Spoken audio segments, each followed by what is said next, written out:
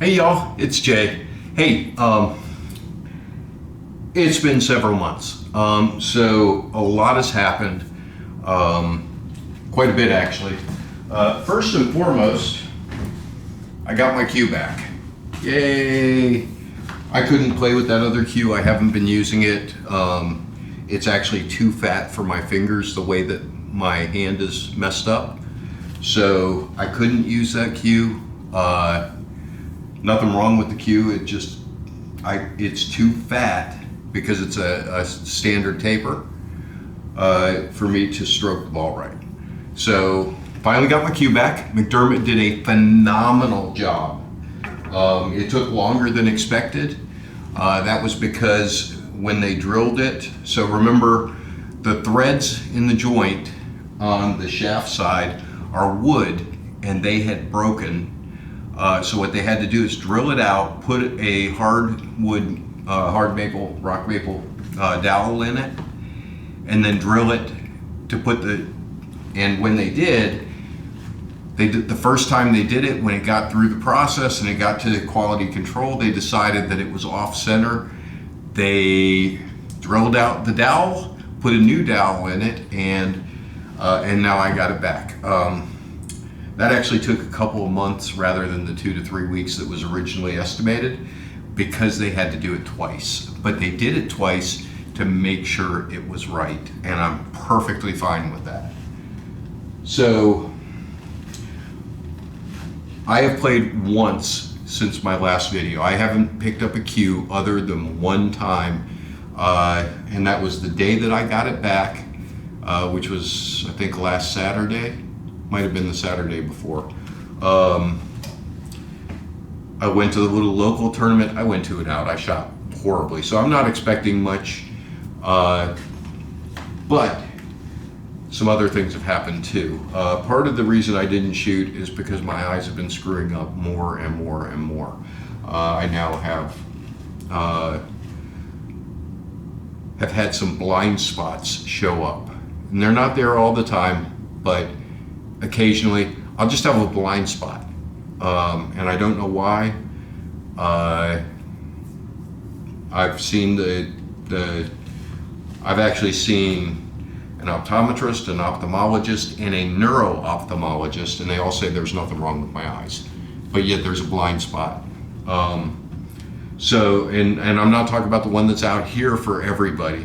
I'm talking about it's like right here. And it's not there all the time, but when it is, it's really annoying. So I've also ended my IT contract that I was on. I'll be out looking for another contract, but in the meantime, I have time during the day. And so I'm going to try to get some of these shots videos out for you. I know you've been waiting on them. I've had a few people ask about them. I'm going to try to get some of those out.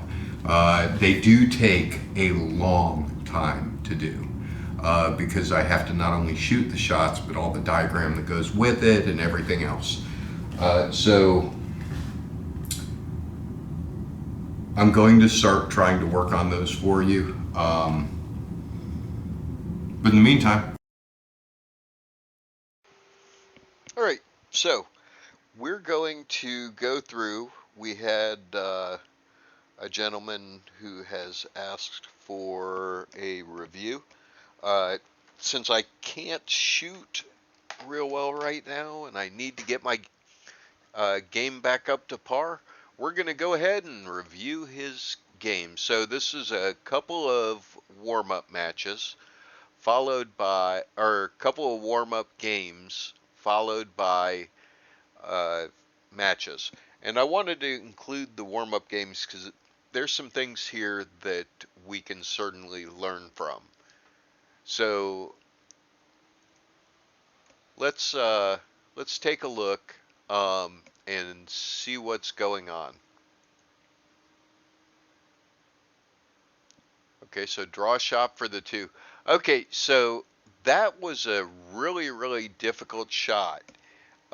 It's much more difficult than it seems because you have to land.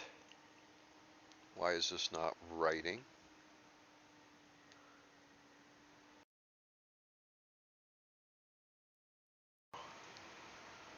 That's where you had to land to have a shot. And trying to do that with draw is a little rough. Um, if we go back and look at uh, if we go back and look at where you are, your draw is going to go here and then here. So you're going to have to draw this all the way up in between those. And that's not really feasible. What you do with this is from that position, you would use bottom left, which would cause the ball,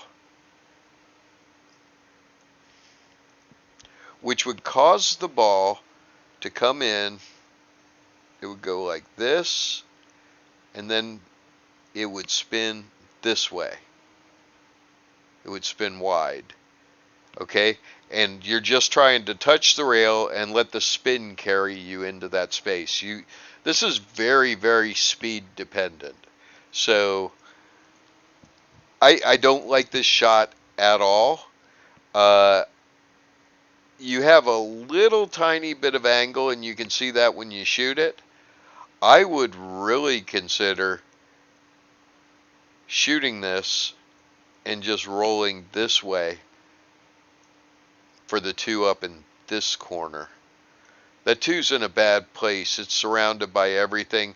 You could try to get right here and slide it by the 3, but probably your best shot is to go this way, and actually I would probably bounce it off the rail and have it come up like this. That's probably the best way to get on it. What you tried will work, but it's very, very speed dependent, and so trying to get in that little window is just not a great idea. I would really think about punching it into the rail and off to shoot up this way, and then you could be anywhere from here all the way up to about there, and you'd still have a good shot, open table, and a good leave. So here you got about a foot of distance that it can travel. Here you had to land in that 3-inch area. So you're unless you've got a really good way to get there, or you're extremely good at controlling speed, the way to do this is to try to go across. And if you're not comfortable with that, consider playing safety. There's a few safeties here. You could just roll the one back here and roll the cue ball. Just roll the cue ball up here. Just play it safe in a game. Now I know this is warm up. This being as difficult as it is, I would really consider picking the cue ball up and moving it over here.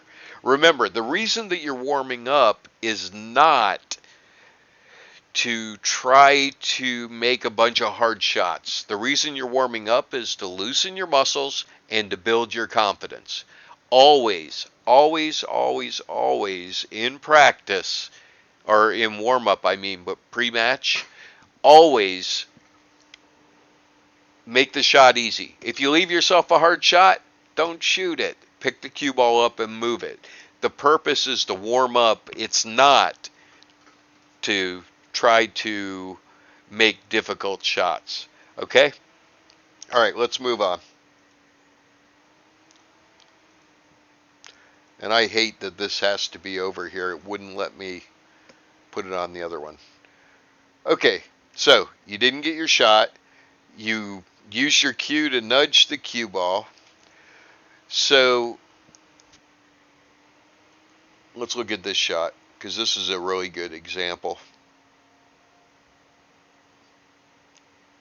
So you shoot it in firm and you draw. Okay, so uh, let's look at this 4 real quick, okay? So in order to make the 4, you have to be somewhere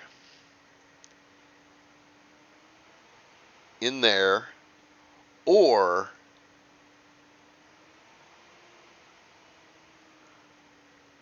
somewhere in there. Okay, if you shoot it, let me change colors here.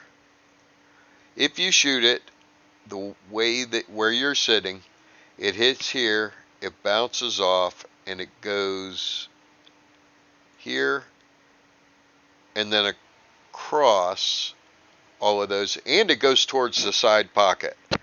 Okay, this means that you have to land between here and here and here and here. Okay, now those are pretty wide, but what if instead you leave the cue ball right here and then you shoot and you go here,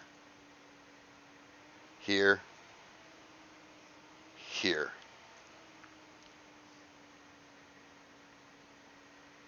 See how big this area is?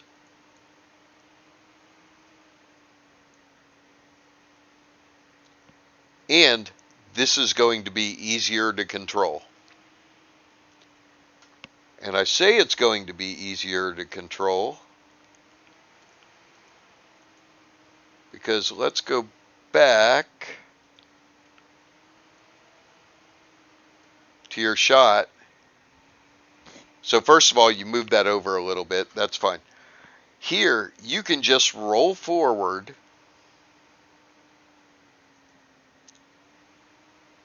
You shoot the shot, roll forward, and just bounce off the rail. Now you've got the angle.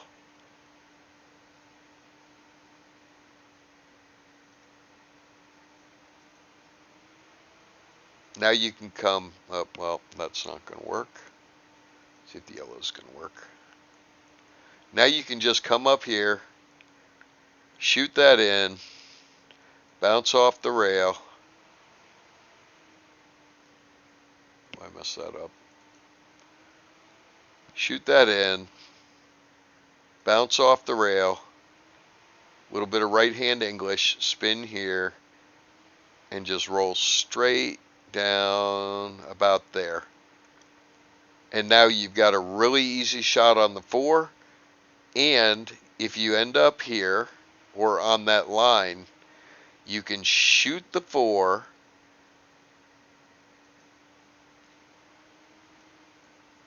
and stun to the rail and up here. Remember, that 2 will be gone by then, so you have this big area to land in, and it's a pretty easy shot to go there and out.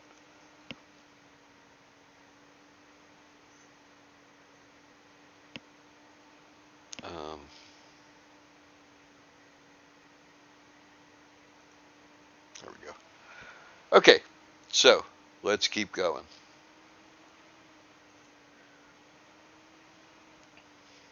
So now you're going to have to land either right in this little area here or in the area right here. So let's see what happens.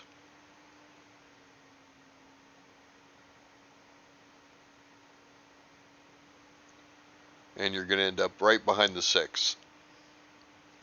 Okay, move it over. Again, taking ball in hand, don't put the ball there. Put the ball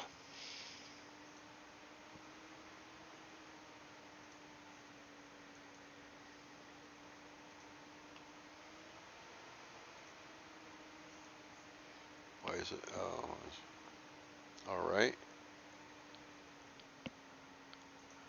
I'll take the ball and put it. Oops, that's not what I thought that was.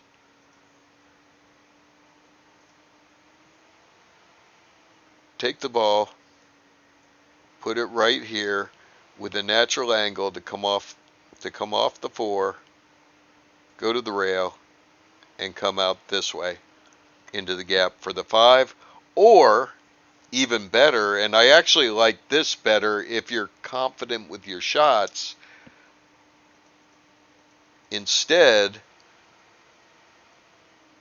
give yourself a straight in shot, shoot it, and either stop it or give it just a little bit of angle here so that you can stun it this way and then shoot the 5 in the side. You don't have to come all the way around for the 5 up here or up here. Out of those two, by the way, I would shoot to leave the cue ball over here because then you've got no traffic. So either way, I think the right answer here is set it almost straight, shoot it in, and then roll the 5 in the side. Then you can roll right behind it for the 6. And if you leave yourself a little bit of angle on the 6, then you can shoot the 6 in and roll the cue ball past the 7, maybe right there. Shoot the 7 in the side, let the cue ball drift down here, preferably closer to the rail than the 8 ball is, so that you can then shoot the 8 ball in and send the cue ball up and straight up this line for the 9. So I know, not a great drawing. Let's watch and see where you are after each shot. So this is, you shouldn't set a ball in hand that far away, especially during practice or warm up.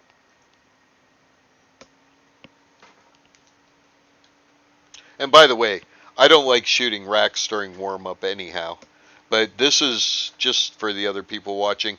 I believe this is a couple of hours before the actual match. Okay, now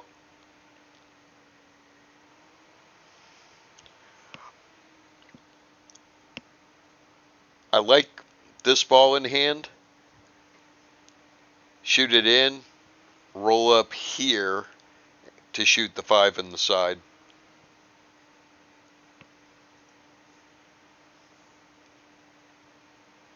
You're drawing it again.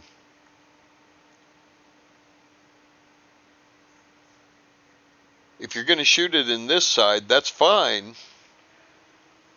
But if you're going to shoot it in that side, put the cue ball here. And then just roll forward and bounce off the rail into position.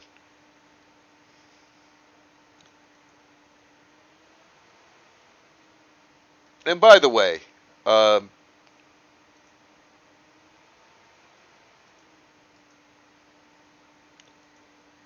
just to be really clear here, remember this is a review. We're looking for opportunities for improvement. I'm not going to beat up on the ones that are shot right. I'll identify, hey, yeah, you did that right. So don't take this as negative. I'm trying to help everybody to see these patterns. Okay, drawing off this ball means you have to do it right. You can't have any side spin unintentionally. If your draw fails, which does happen even to pros, you hit this and you roll up this way. Now you've got nothing. Now you're backward cutting the 5 up in the top right. So much better to put the cue ball on this side, shoot that in, and let the cue ball naturally bounce off the rail right into this area to give yourself a leave. And I would expect that what we would want to do is to get fairly straight in on the 5. Then we can stop the cue ball here. We can shoot the 6 there. And the cue ball is going to drift a little bit because of the angle. You end up there. You shoot the 7 down here and follow it.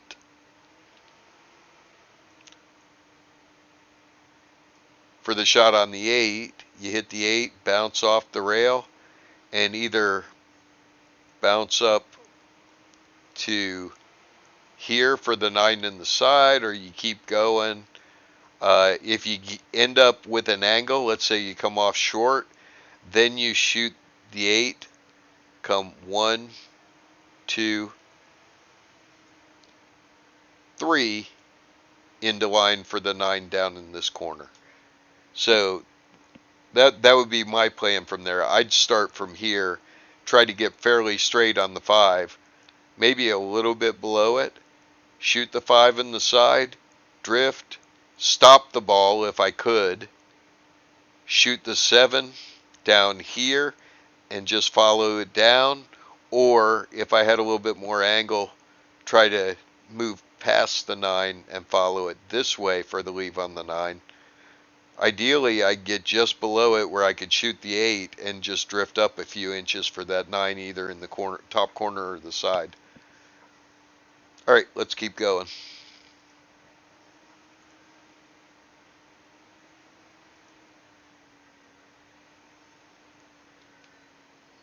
See, you ended up low, and that's because you drew rather than setting up an easy follow angle.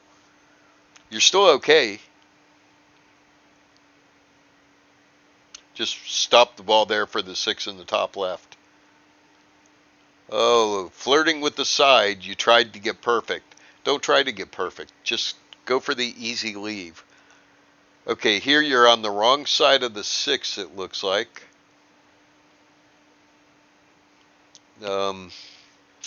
You underhit that. This is actually still a decent shot. If you can make that in, the cue ball, the tangent line, goes straight to this rail back into where I was talking about. On the 6, I'd have stopped that if I could. If I couldn't, I would seriously consider doing a draw to the bottom rail and back out for the shot with a little bit of bottom left English.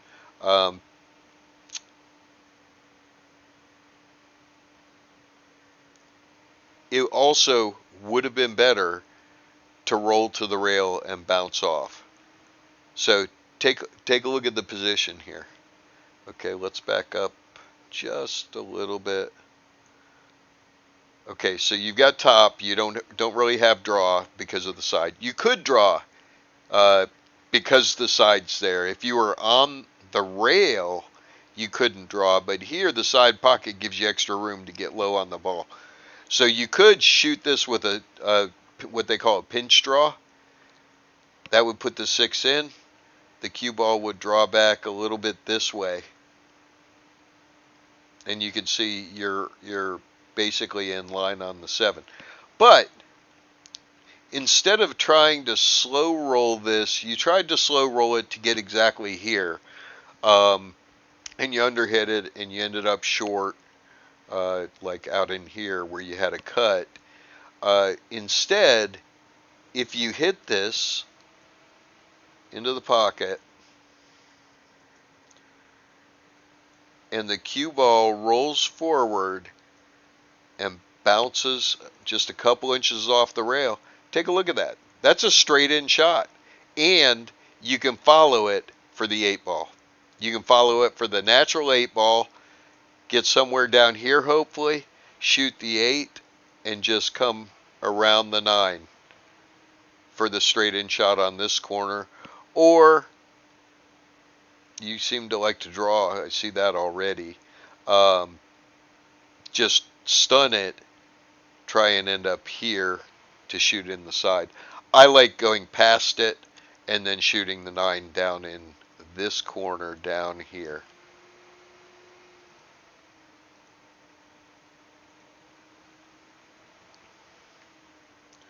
So there you underhit it. Now here you stun this. You don't draw it. You hit just below center.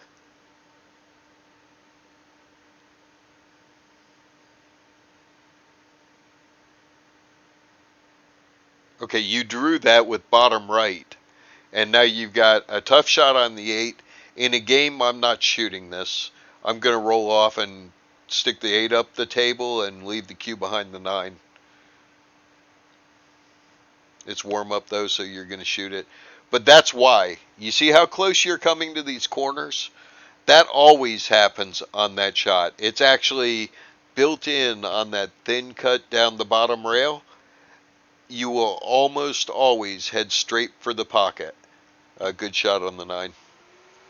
Okay, this is another warm-up rack. He just took the balls and threw them out on the table. So this is not where I would start this. I'd move that cue ball up somewhere nearer to the 8. Again, trying to draw, and you've got that giant 4 ball in the way of everything. Okay, here you almost have to go up and back down because most tables are going to be too fast to control that. Yeah. So you got yourself in trouble on the ball in hand. Here you just want to make this ball and get out somewhere near the center of the table. You missed that because of your leave on the previous shot. You had the right angle on the 5, but doesn't matter if you miss the 4.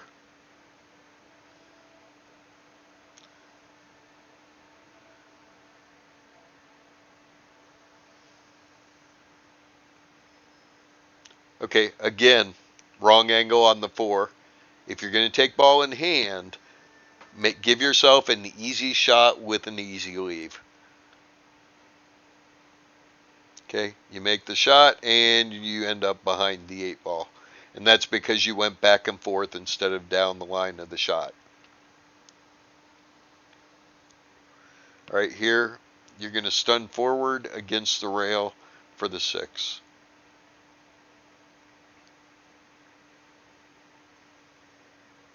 Nothing wrong with that shot. Here, and I don't want to go too deep into this, there are 2 ways to play this shot. Well, there's 3 technically. You could shoot it in, go off the rail, and straight up for the 7. Or you could shoot it and come back, spin wide, and spin out. Or you could shoot it in and follow with top left, and then it does something like this. Which one do you think is the right shot?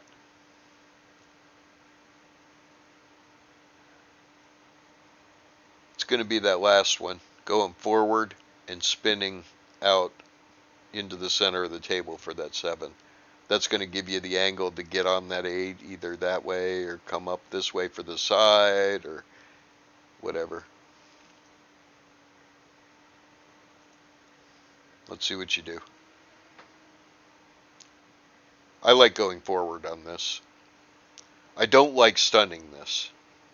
You have to land between the field goal. Okay, so you went back, and that's what I don't like about going back. It's too easy to end up with a tough shot. You want easy shots, especially if it's warm up and you have the option. Now here you're going to go forward and left off the rail. I think I saw something there. Let me look at that shot again.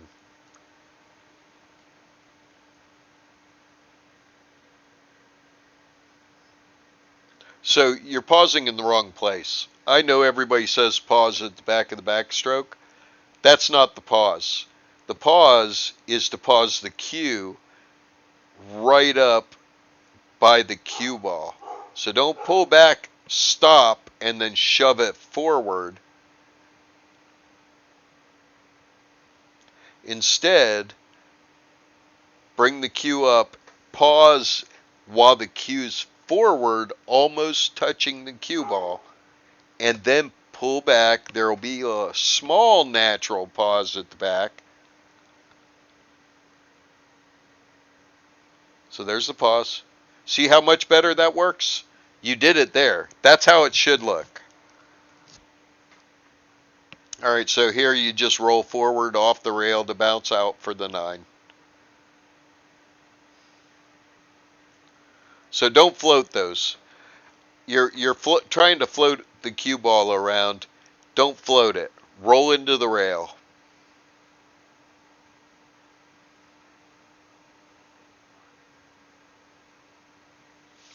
You also shoot down on the ball a little bit.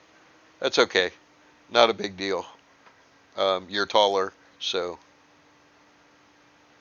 All right, time for the match. So this is a race to 4. I do not have permission for the other guy to be shown on camera, so we're going to be cutting past and only looking at your shots. All right, magic rack, 1 on the spot. That's a gimme to get into to get a ball. You should make a ball every time. So let's look at where we are. So first of all, I don't like I don't like moving the cue ball to the side. I want it out in the center of the table, right in this area, maybe as high as between the side pockets. I don't want it down here because if you have something up here, you're kind of screwed. I also don't like making the 1, but that's me. Um, so here you really don't have a choice. You've got to come off the 3, hit the rail, hit the rail, hit the rail. So you're going to hit this rail, and this rail, and you're going to bounce out a little bit to set yourself up for the 4 in the side. Get as close to straight in as you can, because if you do, look at this. Stop. Now you've got the 5. It's not going to stop. You've got a little bit of angle, but you're here for the 6. 6 in the side. Cue ball straight up and out for the 7.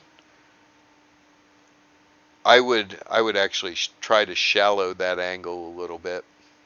Maybe a little bit of inside English to bring it straight up and get an angle. Shoot from here, hit the 7, off the rail with right hand English, down for the 8, hit the 8, into the rail, up to this side for the 9.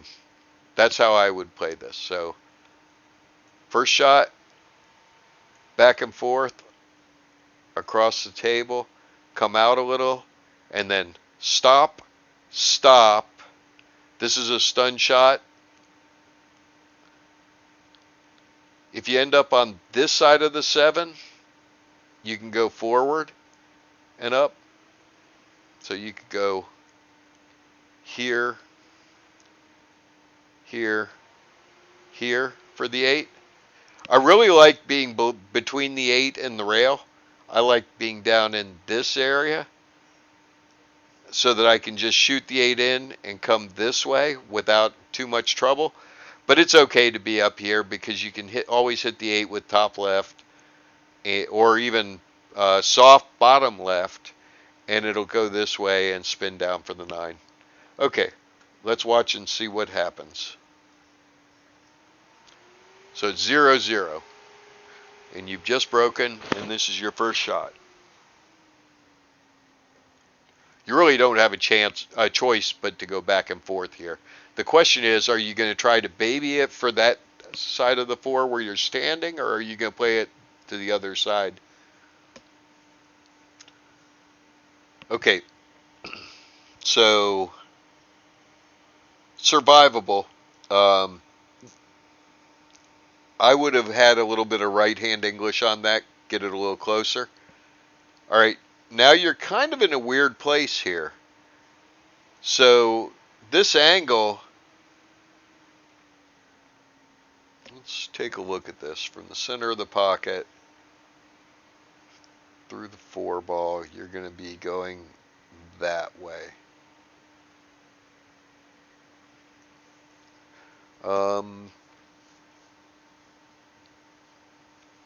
This one's a little weird. I'd actually put top English on it so that the 4 goes in and the cue comes down, bounces off here, and comes up. I like using the rails, okay?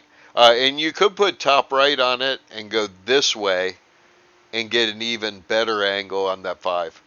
But don't be afraid of the rails. Don't try to float this. If you try to float this and it goes in, the cue ball comes down this way. But look at the shot here. You've got, let me clear that out. You've got to be roughly in this area to get your leave on the 5 and follow up on the 6, and you're coming from here. That's a 2-inch area you have to land in. Don't try and float that. Go to the rail and come back up, or go to the rail, spin over here.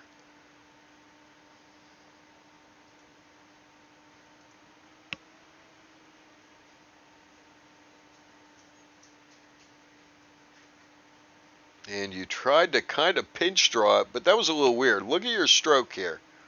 Watch the tip. Watch the tip drop. See that? You were aiming at the center of the cue ball, and then you shoved the tip down.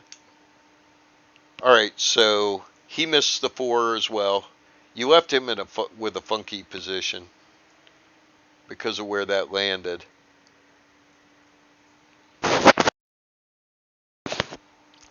So I would play this.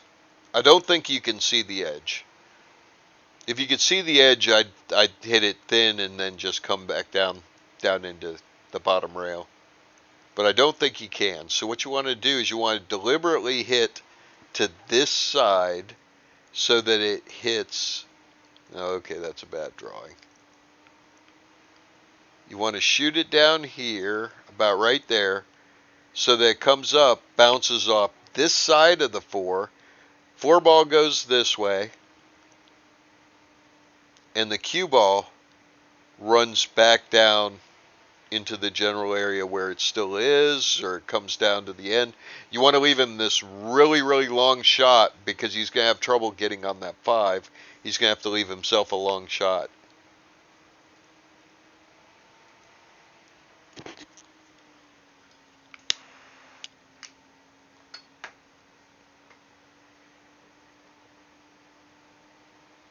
Okay, kind of like that. It's going to work out for you. So he tried to jump at it and he scratched. So let's take a look here. So when you're looking at this table, start from the 9. So for the 9, you're going to want to be somewhere right there, right? Just a little bit of angle, basically straight in. So to get here, you're going to need an angle on the 8 so that you can shoot the 8, come off the rail, off of here, and down into position. Because if it lands up here, you've still got a shot. You in a perfect world, you end up straight in. So how do you get here from the 7? Probably the best way to get there from the 7, remember the 4, 5, and 6 will be gone, is to leave the cue out here, come off the 7, off the rail, and up this way, right? So how do you get here from the 6? Well, you just need a stop angle on the 5, because then you can shoot the 6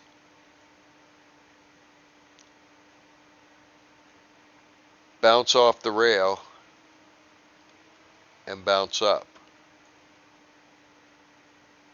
Or you could roll to this side of the 6, which would be okay. If you do that, you want to get past it so that you can just stun up there. Alright, so you want to be straight in on the 5, which means you want to be somewhere in this general area, right? So I like where you're putting the cue ball. You're going to stun off of it, go to the rail, and bounce out, because you want to be as straight as you can get on that 5.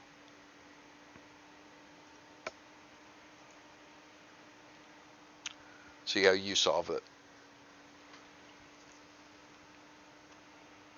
Again with the draw.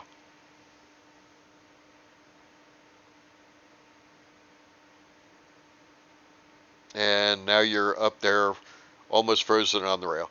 From this, I think it's kind of a gimme to roll forward, bounce off the rail into position.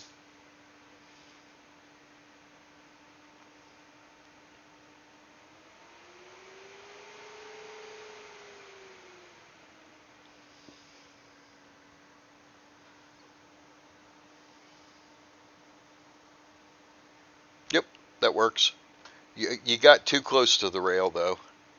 That's the only complaint I have with that. I'd have rather seen you out here with room to get the cue under it than that close to the rail. Anytime you jack up, you start to introduce masse. So this will be kind of a stun past the 9 and up for the 7. Oh, you drew that. Why'd you draw it? All you had to do is shoot it with like center ball, and the cue ball just goes right up this way.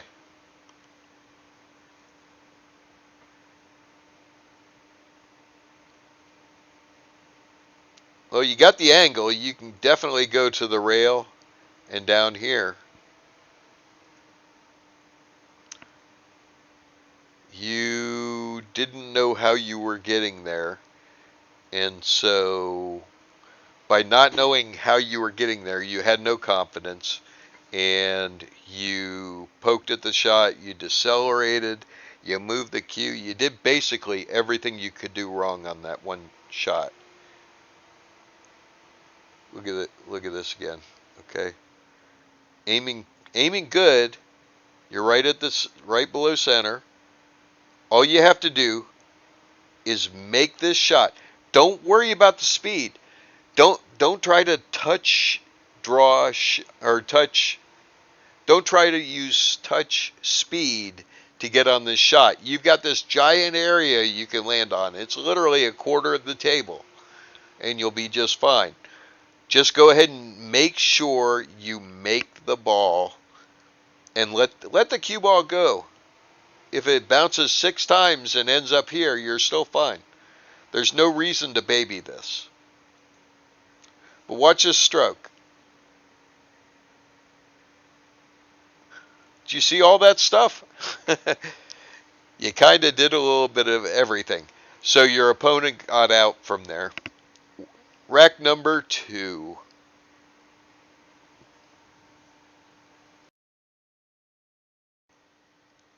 Okay, so continuing on with the next rack, your opponent had a dry break.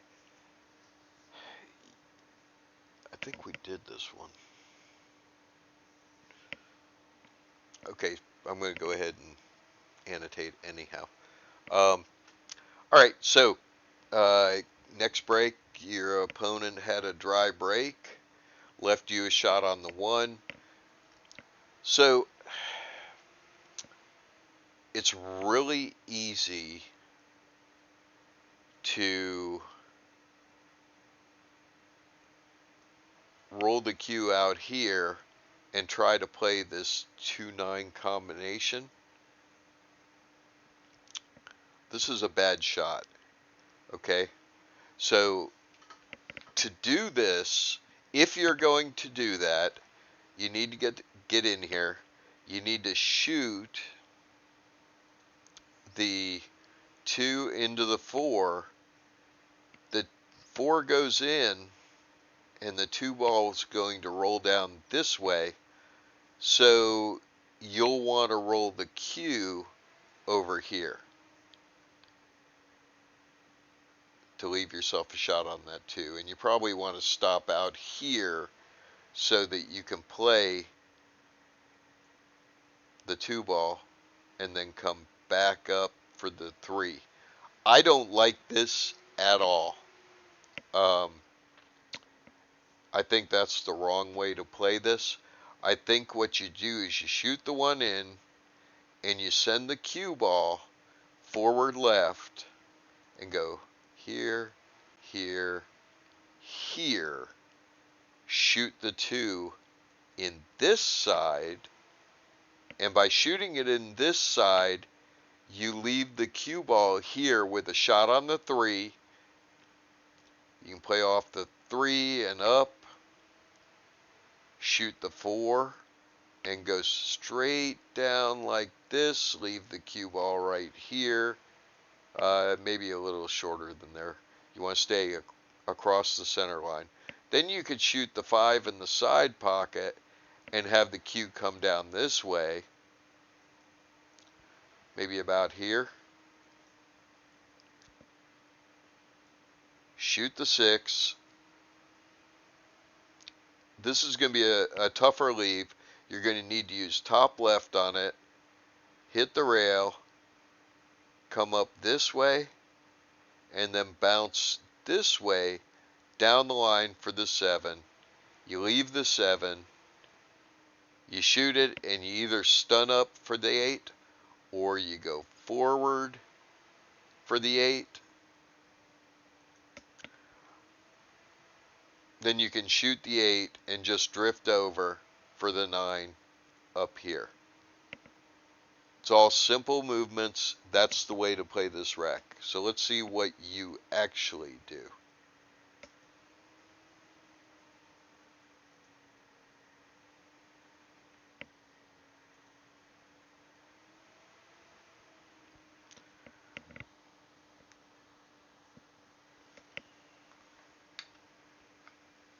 I don't like that 2-4 combination. That's all kinds of danger.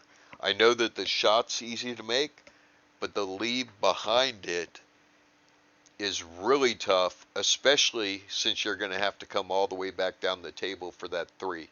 So I like going around the 7 and shooting the 2 in the other side pocket or up in the corner. Just about anything is better than that combination. And you played the combination. Okay, so a lot can go wrong here. You can sell out the rack and it gets really, really ugly really fast if you don't play this exactly right.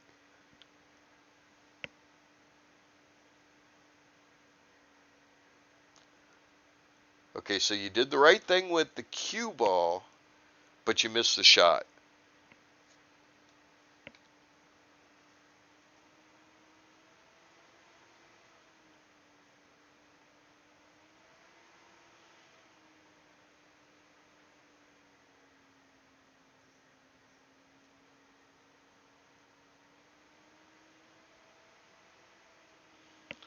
Alright, so your opponent missed the 2 in the corner, he left you this. So, how are you going to get back on the 3? So the easiest way to get back on the 3 is to shoot that 2 as thin as you can with... Actually, I'm kind of liking hitting it fatter.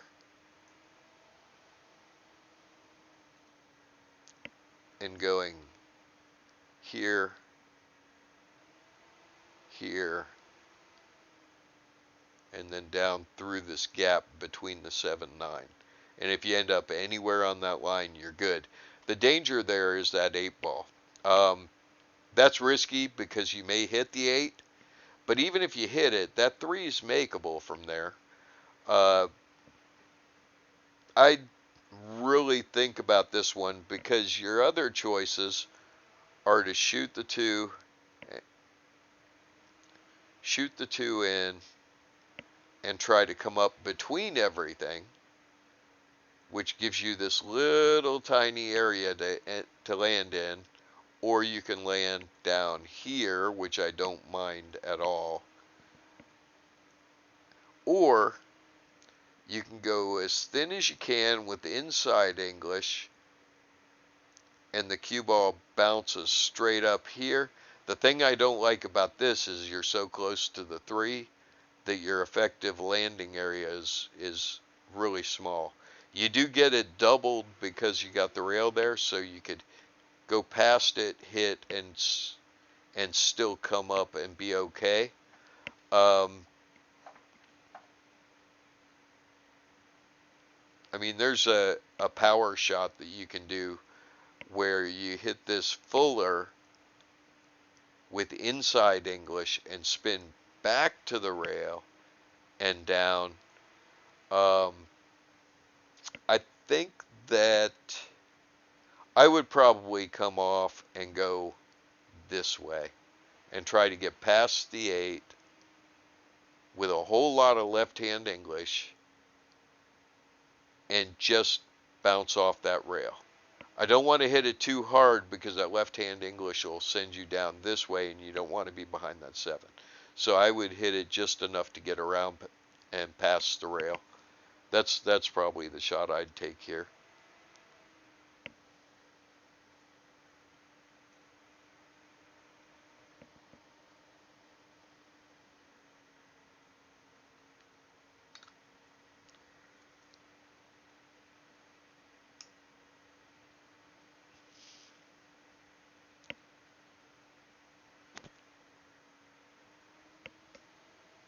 So you played it the straight way and you ended up hooked.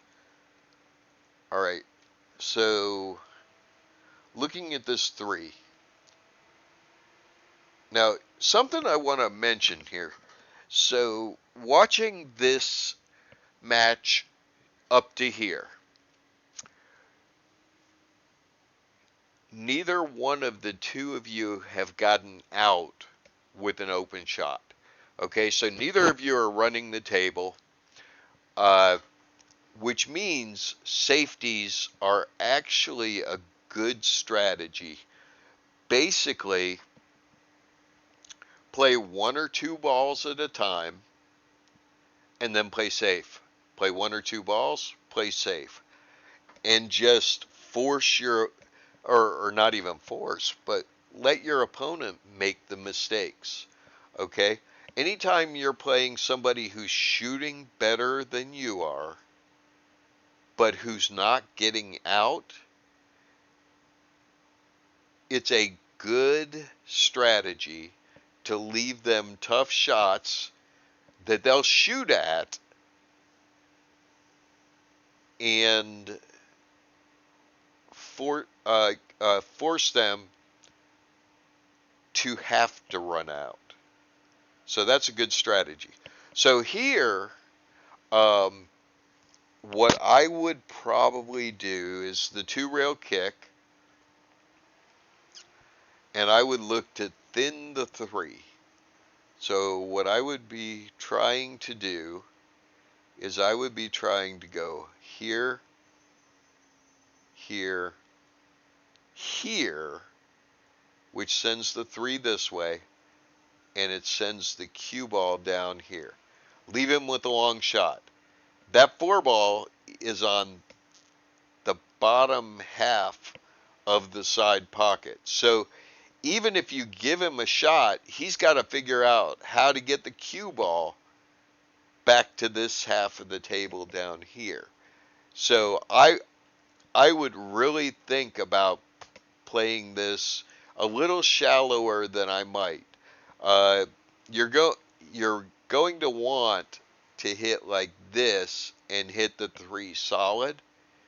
If you do that, the 3 comes out the cue ball stays here and you leave the side or the corner, and you're really counting on luck to get a leave. So I would really try to play this a little shallower so that the 3 goes to this rail and the cue comes all the way down the table. Make sure you hit it hard enough to get the cue to touch the rail. That's where you're going to get your rail. The 3 might get the rail, but if you end up hitting it really thin, the cue's going to come down, and you really need for it to get all the way down. So let's see your shot. The natural tendency is to run straight into this 3.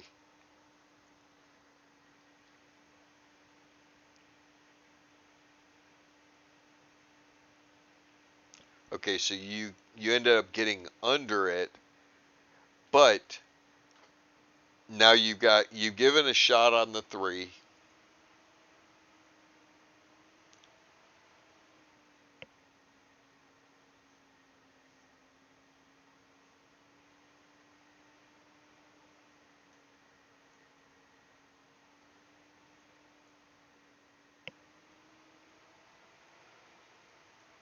You've given a shot on the 3, and the cue ball actually ends up right here. I'm trying not to show him, which means he can shoot this in and either go this way to the 4, or he can put top English on it and go this way to the 4. Might bump the 9. Um, I would choose the way going around the table, and the reason I would choose that is not because it's an easier shot, it's actually not, but because going around the table lets me shoot this with authority, so I have no chance of the cue ball rolling off or decelerating on my stroke or anything like that.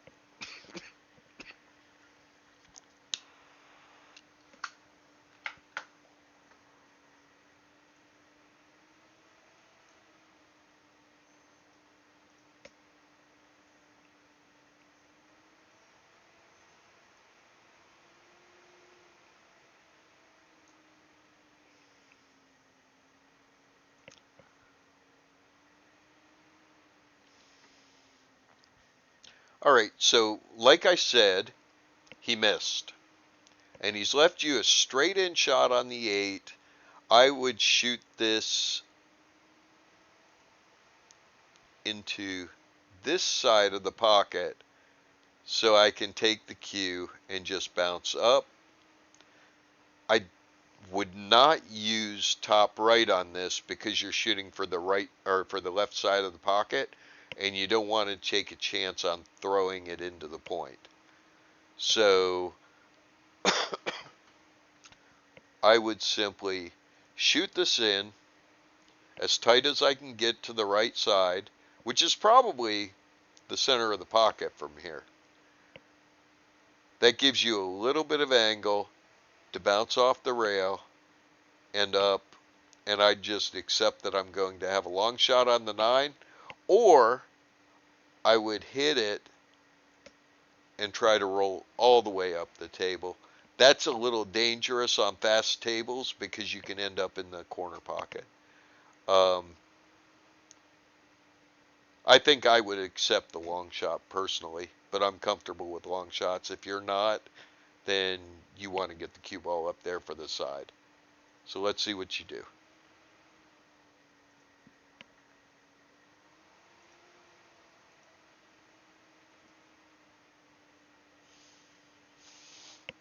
What I would not do is draw this.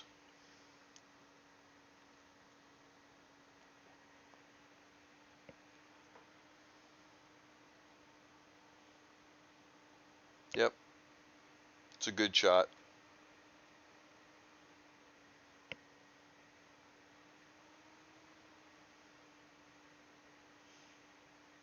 I might not have gone quite so close. just because I wouldn't want to overrun it. If you go another 2 turns of the cue ball there, you end up um, you end up past it and you land on the 50-yard line. Okay, it's your next break. Oops. Okay, next break.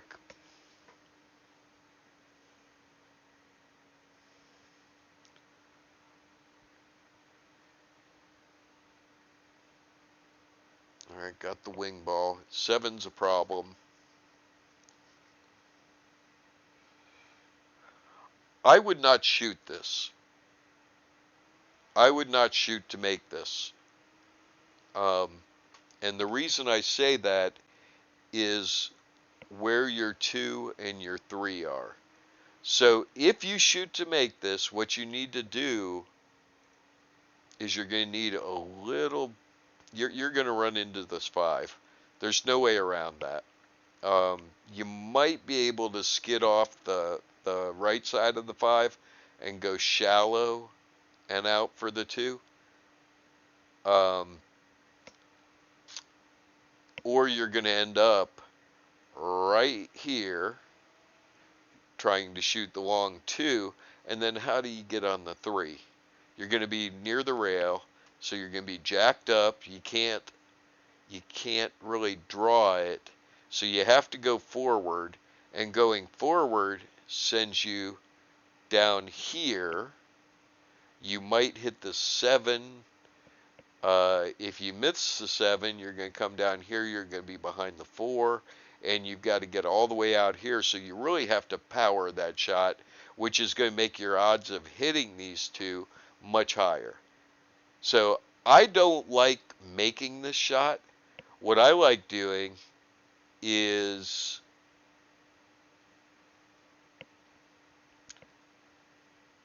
I would shoot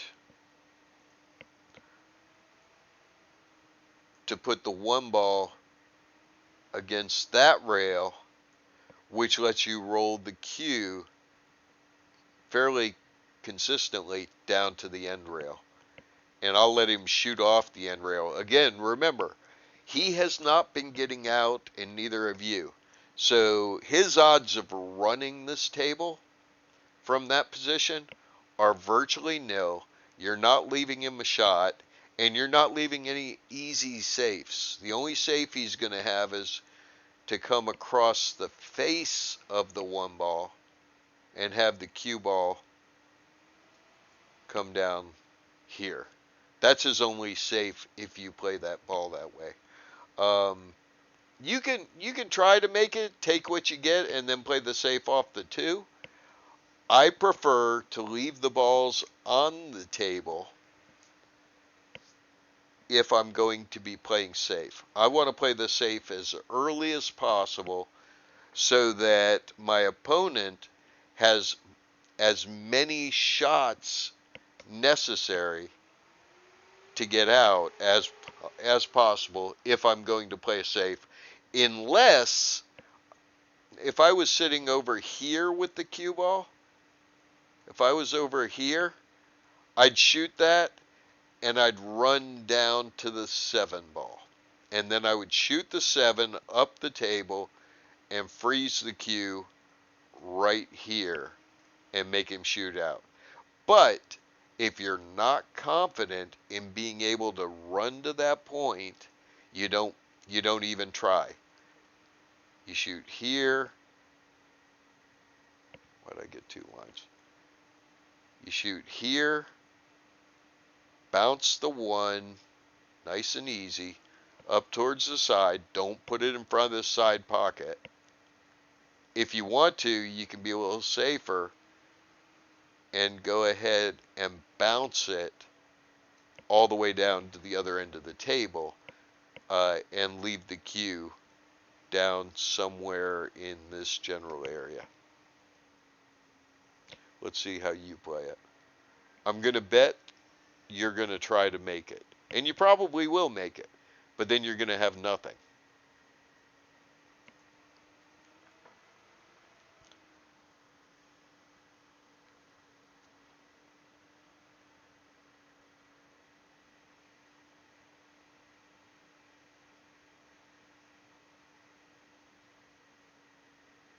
And there you are right behind the 6.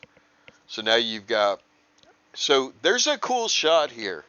So there's a shot that I would play here. And it works like this. You shoot as close to the corner as you can get with inside English. So in this case, left-hand English. Boy, that's a bad line. You shoot as close to the corner as you can get. Boy, this line is acting up. With inside English, the cue ball comes really, really shallow, bounces off the rail, and nips the 3, and the cue ball goes back down in this area, and you leave your opponent roughly the same shot. And we don't care if it's out here or if it's down here, because he's still got to figure out this 7-9, and he hasn't been getting out, so I'm not all that worried about it. He might do it, and if he does, great job, but I would play that shot. And if you get really lucky, by the way, or unlucky, depending on your point of view, you end up making the 2 up in that top left corner.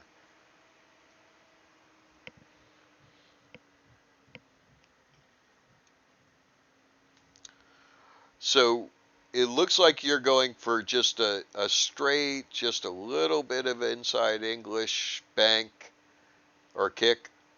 I would go for that big kick, and I would do that because it's really consistent.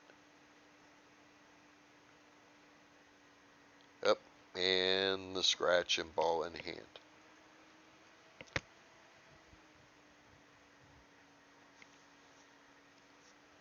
So if I'm him, I'm going to put the cue ball right here. I'm going to shoot the 2 in the side and have the cue ball roll right here. I'm going to shoot the 3 up here, and I'm going to try to get the cue ball to come about right here. This is a straight pull break, okay? So cue ball somewhere in here, you shoot the 4 back, and you've got a natural angle to break those out. You're going to hit the side of the 9. If you hit it hard, the cue's going to come to the rail, and it's going to bounce up the table. That's the shot I'd shoot. Now, we're not going to get to see him shoot, but let's see.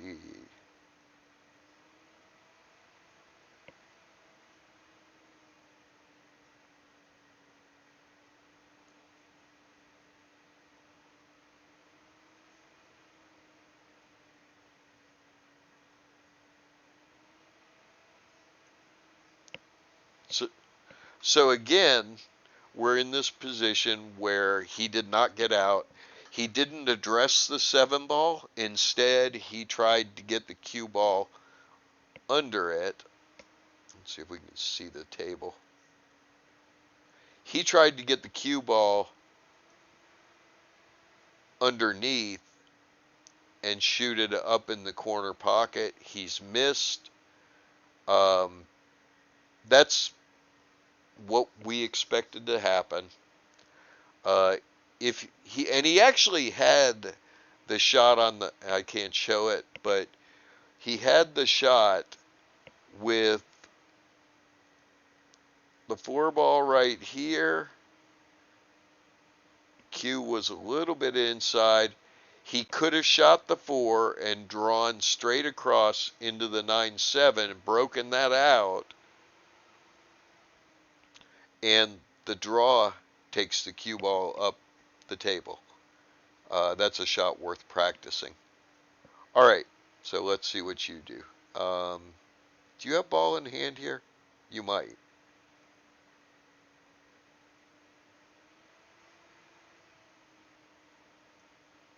No, you did not. Okay, so from here, I'm just going to shoot that in the pocket and pull the cue a little bit back and bounce it off the rail and take the long shot on the 9. That's what I'm doing there.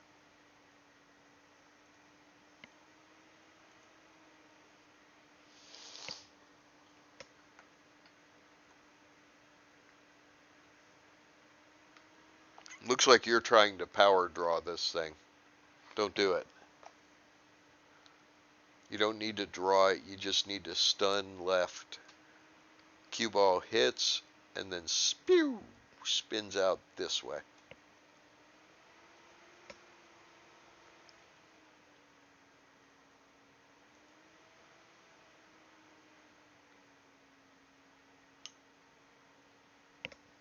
Why are we not moving?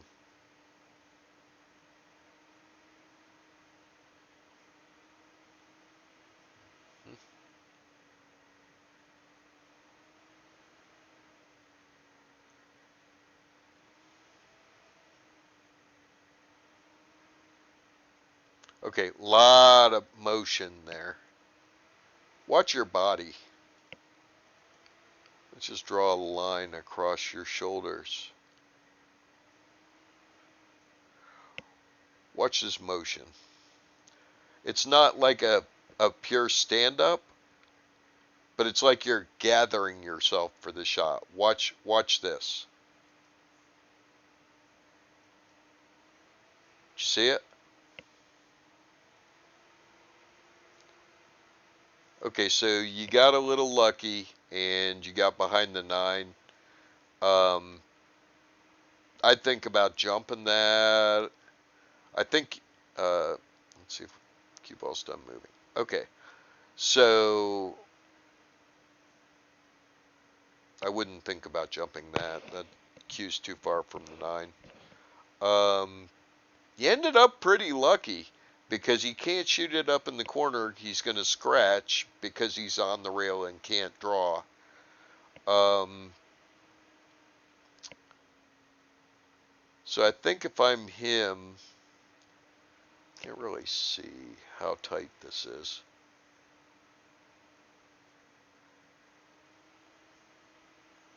Where can I hit? Yeah, so I would hit past the center point.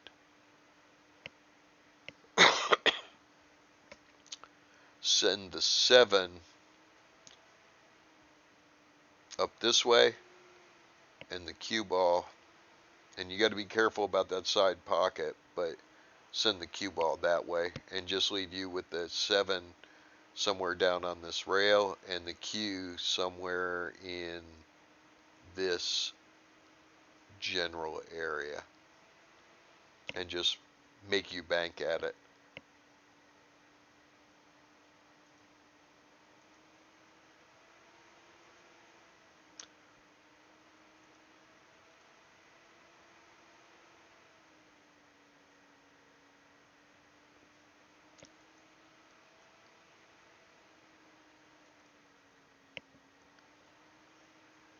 And that's kind of what he did. Oops, got too far. So he left you the 7. Make the 7, roll forward for the 9. Don't draw this.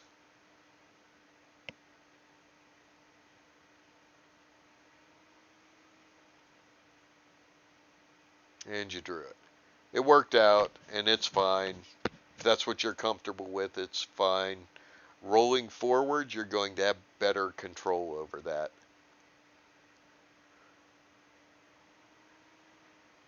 I think that makes us 2-2.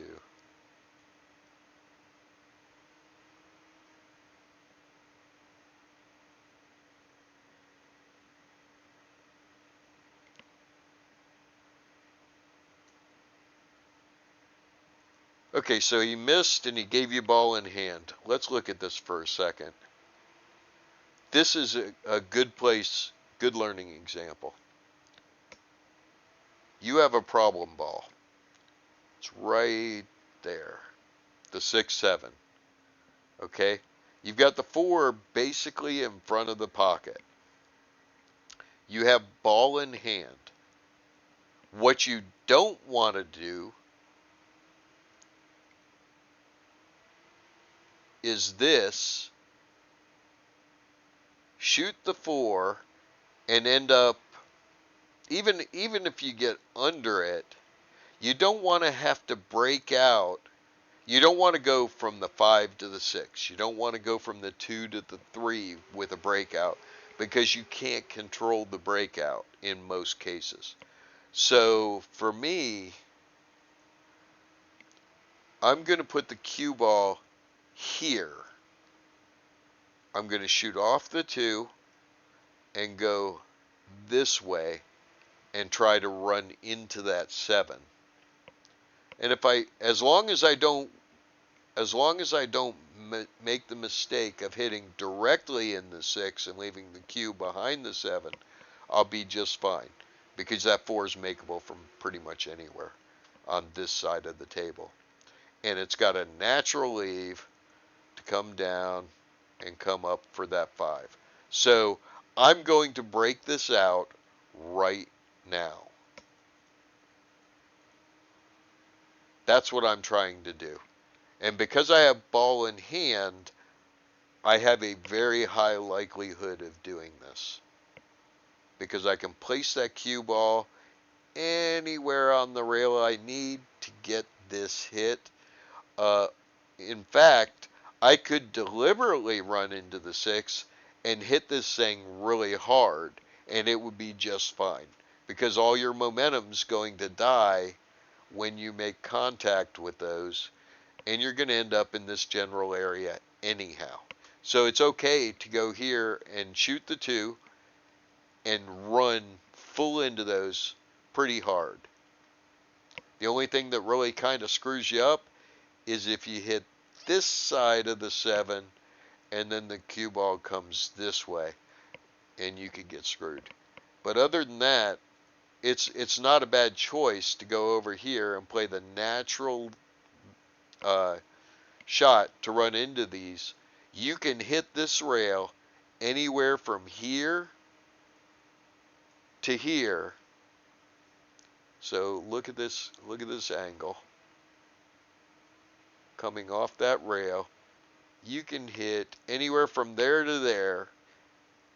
Anywhere in there, you're going to break these out. And if you break them out, you won't have a problem in the future.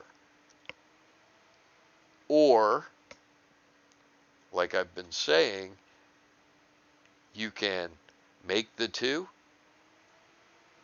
make the 4, stop it here, and then don't make the 5, shoot the 5 into the rail and up the table, and bring your cue ball comes down here and just bounces a little because you've got a full hit. So you could just play the 5 safe and not leave him the breakout, but the last thing you want to try to do is to run this, okay? To get on that 6, you have to be inside. Let me draw that without the other lines. You have to be, the left edge of the cue ball has to be inside of here, and to get a follow-on leave, you have to be in there. Can it be done? Yes. With the way you guys are shooting, I would be much more confident in just playing the breakout right now, or playing down to the safety. And if I ended up here, I wouldn't even shoot the 6.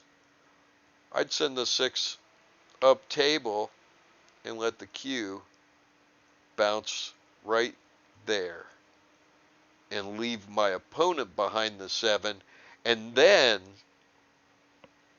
you've got 4 balls to run to get out. So let's see what you actually do.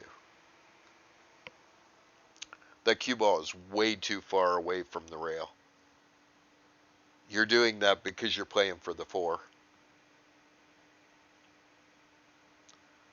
So, okay, you're on the 4. And look at the angle, by the way. If you had run into the 6, 7, guess where you'd be? same shot.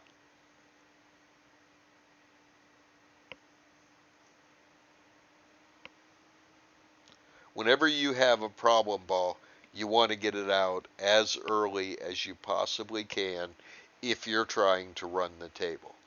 And you guys are running the table or trying to run the table because you're not comfortable in a safety game. And I don't know if there's a 3-foul rule or not, but the safety is still the right way to play that.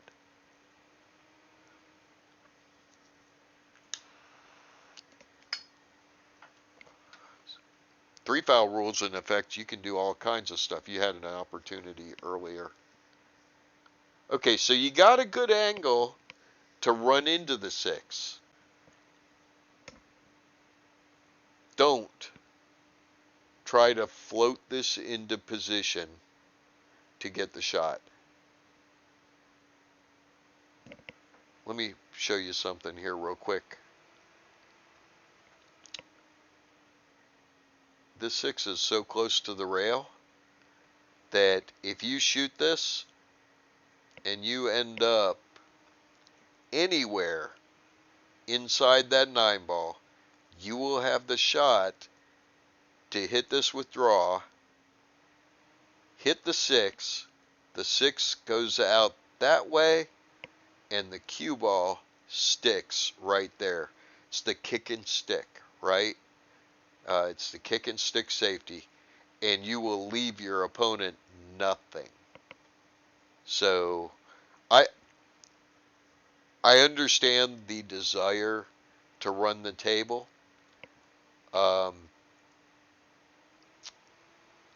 If I was playing, Federer or Shane Van Boening or one of those guys or a pro player, I would not play for the safety here. I would play for the breakout.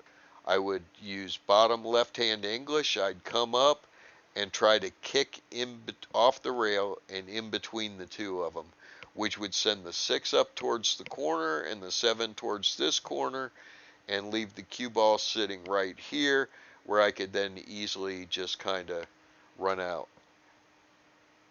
But against a player who's not making or who's not a run out player, and I haven't been running out, I see no problem with playing that kick and stick there.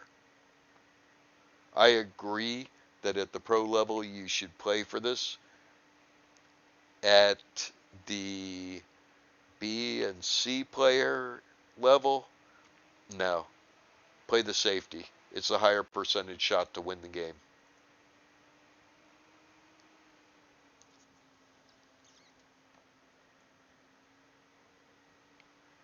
Okay, now you've gotten there, kind of. This is a tough shot, and the reason it's tough is you have to use left-hand English to throw that into the pocket, and you have to use a little top so you'll skim past it to leave the 7 up here, and then you still have to figure out how to get to across the table for this 8.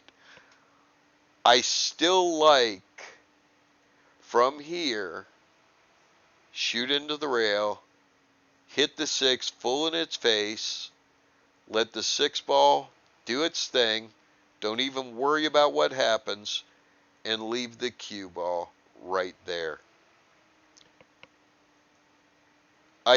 You're so close to this 7 that if you've got a 0 deflection shaft, you have to miss that by millimeters. And if you've got a high deflection shaft, you have to miss it by millimeters, and you have to control the speed so that the cue ball doesn't arc into it. So I don't like this as a shot to make. I like this as play the gimme safety by kicking behind it, kick the ball out of there, and just let the cue ball stay right behind it. From this position, I'd do that even against a pro.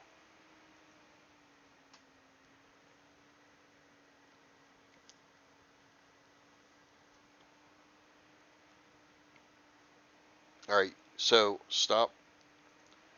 You're using right hand English on this.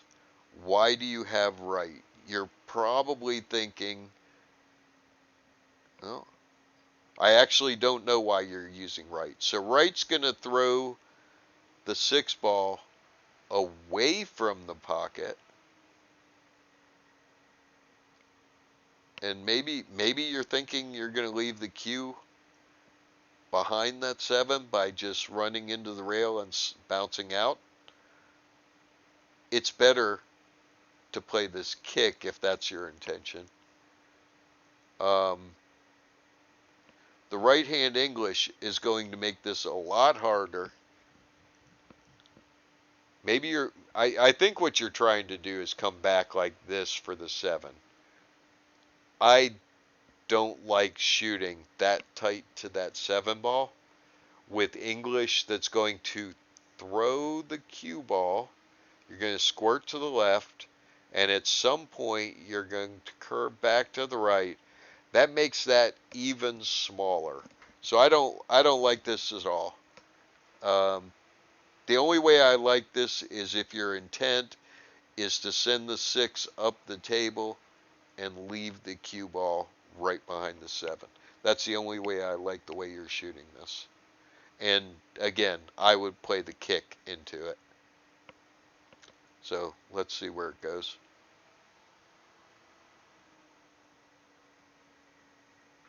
Yeah, you were playing back for the 7. Got a lucky leave here. So he's going to have to kick into this 6, probably hit here and run into it that way. 6 ball's going to end up down here somewhere, so he's going to end up selling out unless he gets lucky.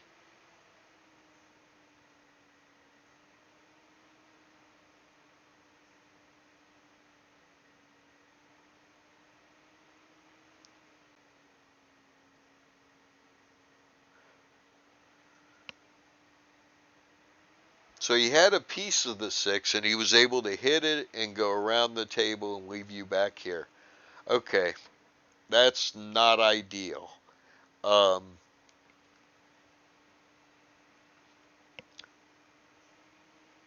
so I like using the diamond method shot to hit these. Basically, I'm going to go here, here, here. I'm going to use the diamonds to figure my angles. That's going to bring the 6 off the rail, and it's going to send the cue ball off this rail and down here. That's about the best shot I can see there. You'll want to learn the diamond method because there's a shot there. So I think you're going to go up and down, but there's really nothing good that can happen off this unless you thin the 6 and come this way and the 6 rolls behind the 7 again and this cue ball down here. That's about the only way. Yeah, so you're going to sell out.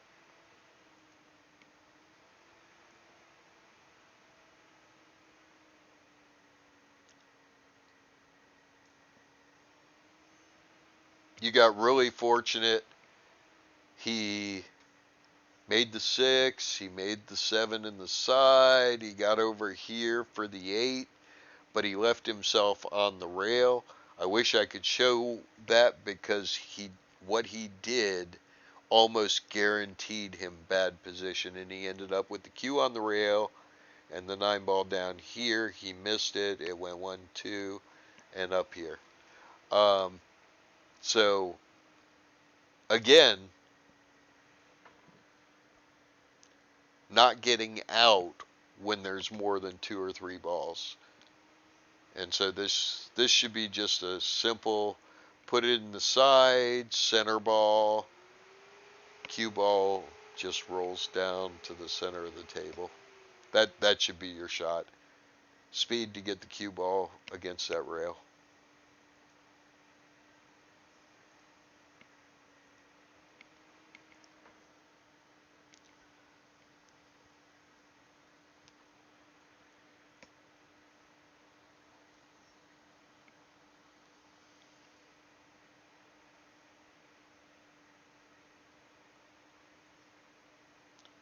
That was a good shot. It's exactly how you should have played it.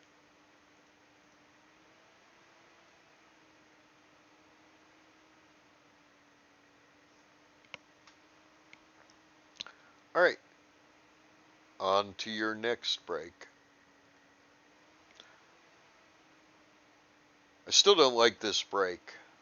You're too far away from the side rail. If you move the cue closer, it forces you to have a downward angle on your cue, and you get more power, and you get the little hop. Okay, let's see what we got here.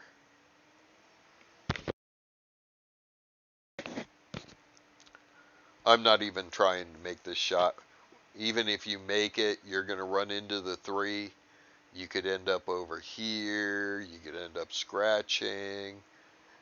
I'm not even trying to make this. I'm not going to push, but I'm not going to try to make it. I'm going to shoot the 1 into the rail. And I'm just going to roll the cue back behind this 3. That's my goal. I don't want to make this.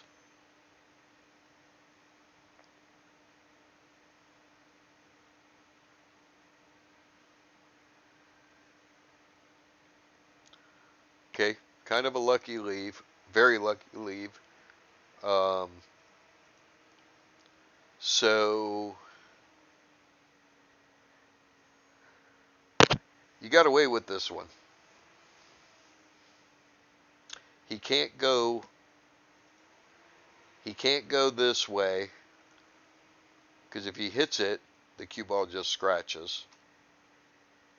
So he's going to have to play it to hit the rail here and kick the 1 ball that way. That's the best I see. He more than likely, what he'll really do is come 1 rail and try to hit it, but you have to shoot it up here with bottom inside English and hit it hard so that the cue ball sinks into the rail, and then you can get there. But if he doesn't do that, he's going to hit the 2.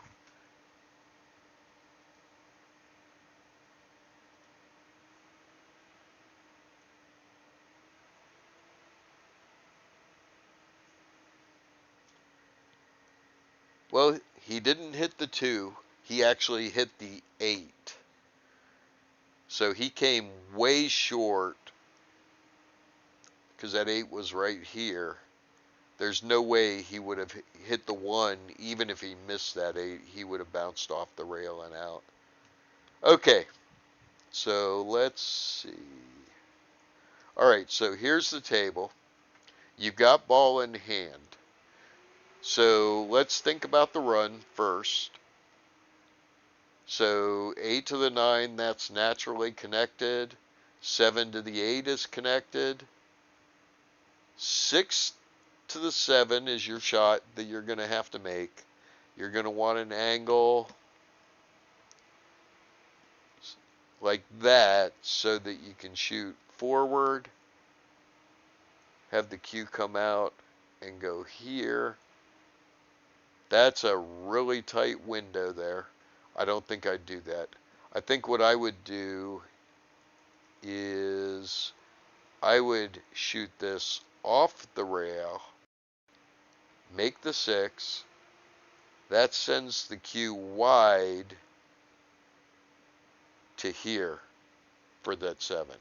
Then you shoot the 7 in the top corner, bounce off the rail to get to the 8-9. So how do we get here from the 4?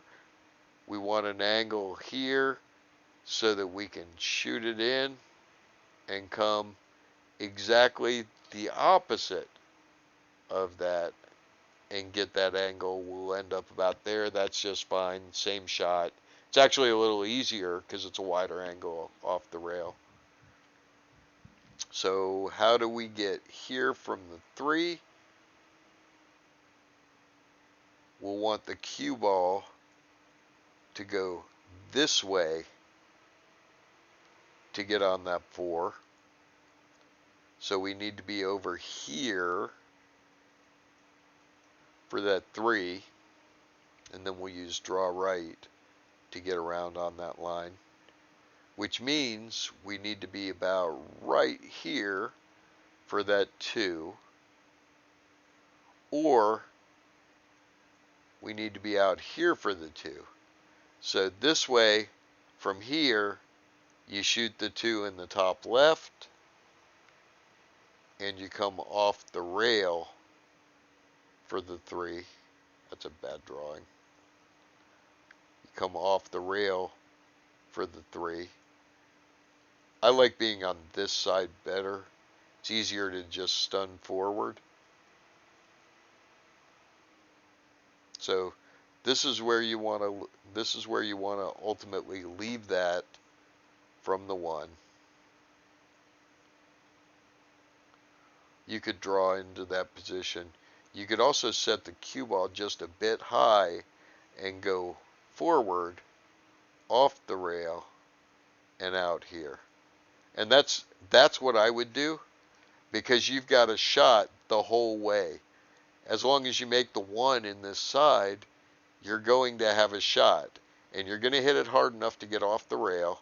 So, I mean, you could land here, here, here, all the way out to here. You could end up down here and shoot it the other way. So you've got a shot anywhere along this line. That's how I would play it. I would set the cue right here, shoot the 1 in the side with top English, and let it just bounce off the rail and down that line. So let's see where you put it. I'm putting it right here, and I'm trying to leave a basically straight in shot on the 2 as my leave. This is my leave. Let's see what you do. I'm going to bet now that you draw this. Okay, so you put it straight in. You could, okay, so let me stop you. You could, from there, go forward off this rail and out here for the 2 in the side, and then just play the cue off the rail. And that would be just fine too. But I'm sure you're going to try to draw it into position. There's no way I draw this ball.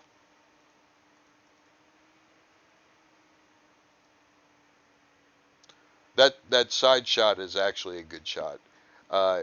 Looking at it, I think I like that just as much as I like going straight across. I think the odds of getting a shot are a little better coming across, but if you're comfortable with the shot and you can leave the cue ball right in this area, I think you're just fine. So let's see what you actually shoot. Yeah, so you drew it and you hit the 50-yard line. You are exactly halfway between straight in this way and this way coming off the rail. So here's what you're going to have to do. This 2 ball, you're going to shoot it in there. That's pretty obvious. You're going to let the cue ball bounce off this rail. And I don't dislike this position. It does give you a straight leave on the 4. So if you can leave it in this general area, yeah, that's just fine. I don't like that you made this shot harder than it had to be.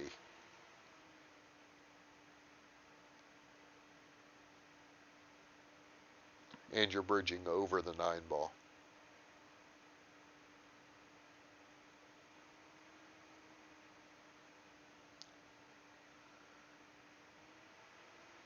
And that's about what I expected. Okay, so you left him a long shot on the 2. This is fine.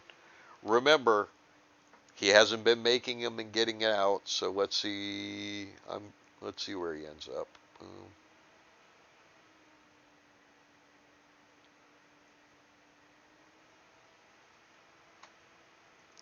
He scratched.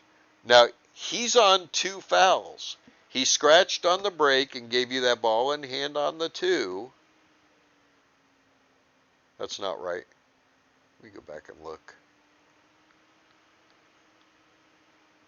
So, yeah, okay. So remember, he had to kick and he hit the 8. That put him on 1 foul. Now he's given you ball in hand. That puts him on 2 fouls. So if you're playing 3 fouls, you know what I would do? I would put the cue right here. I would bank this 2 ball out of there, and I'd leave the cue right there.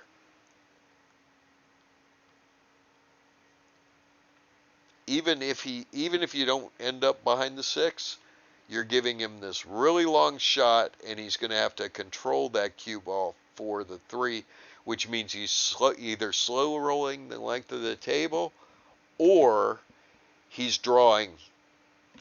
Either way, I am totally good with leaving this guy that, because he hasn't been getting out. He just missed that 2 ball, not only missed it, but scratched. So I'm not doing this, okay? You could also nip the side of the 2 and try to put the 2 behind the 6 and have the cue ball run up. I wouldn't do that. I would go to this side. I'd kick that 2 ball out of there and just leave the cue right behind the 6.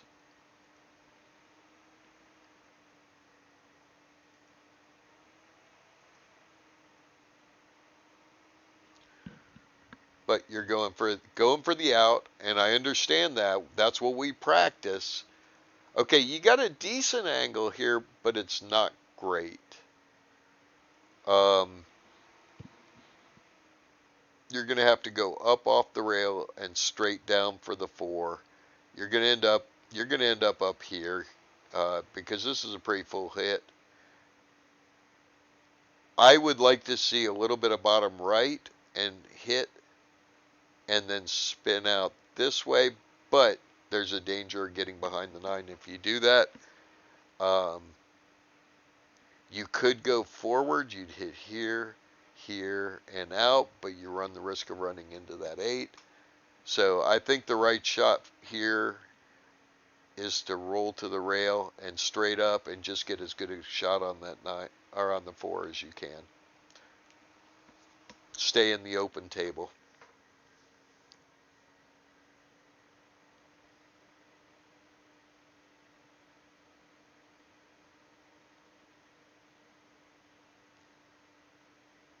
Okay, so you put the bottom right and you threw it out of the pocket. Remember, when you've got a shot like that and you're going to put English on it, aim for the point.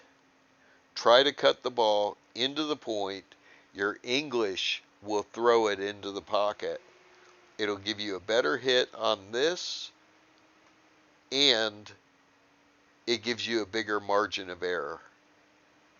You ended up hitting down here, so that was a little bit overly aggressive. You were overthinking the throw, and I saw it. You can see you're doing that. You can see you're overthinking it. Watch your approach here. You move that. Okay, see the wobble back and forth there? That's you uncertain about the shot.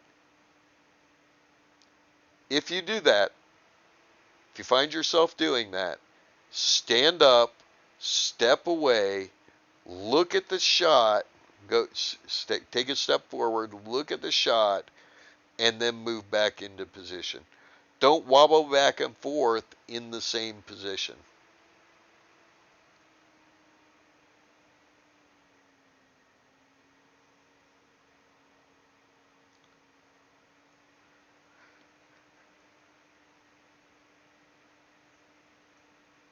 Okay, so he tried to jump the 9 and make the 4. He got a good hit. You should be out here. Make the 4. keep the angle on the 6, play off the 6, off the rail and back out here, shoot the 7 down, come off the rail, get basically straight on the 8 ball, shoot the 8 ball in, draw back a little bit if it makes you feel more comfortable, or just stop the ball there. This cut, you need to practice this cut if you don't know it, because this comes up a lot, and it's actually a really easy cut to see and to make. So let's see what you do.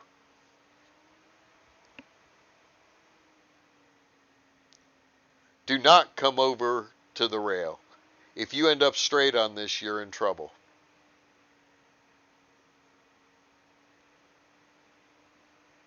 And you end up straight. Okay, again, I would very highly consider rail first. That creates the angle to go this way naturally. Rail first, cue ball off the end rail, cue ball over here, shoot the 7 up the table, bring the cue out for the 8, and again, stop. We've seen this same shot before. The 6 was a little bit further out and a little bit further down. This, coming off the rails, changes the direction the cue ball's coming off. Look, if you shoot this straight, there's no tangent line.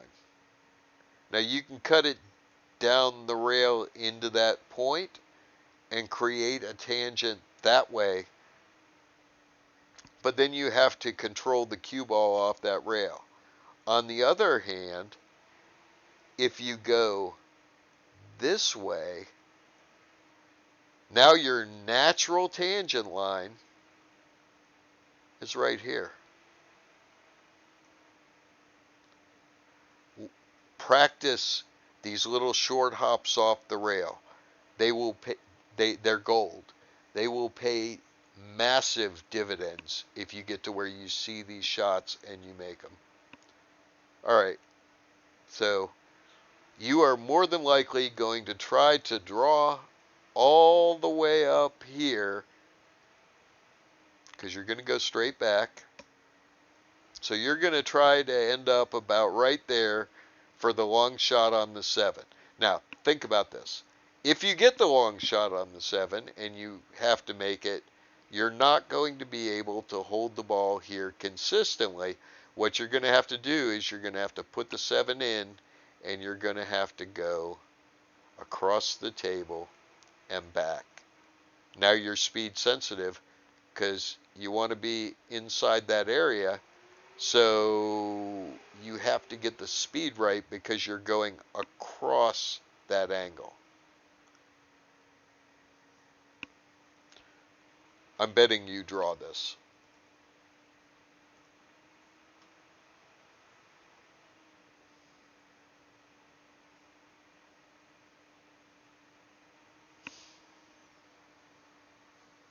And there it is.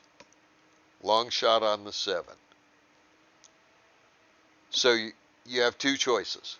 You can slow roll this into the corner, and a lot can go wrong with the slow roll. It makes your stroke harder to control, and you have to get the speed right to come off the rail and out here to leave yourself a long shot on the 8, or you have to hit this really hard with bottom right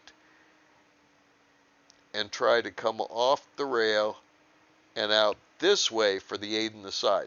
Now, I actually like this way of doing it better because you can just roll off the rail for the 9. If you're on this side, you can drift down for the 9. If you're over here for some reason, you can go this way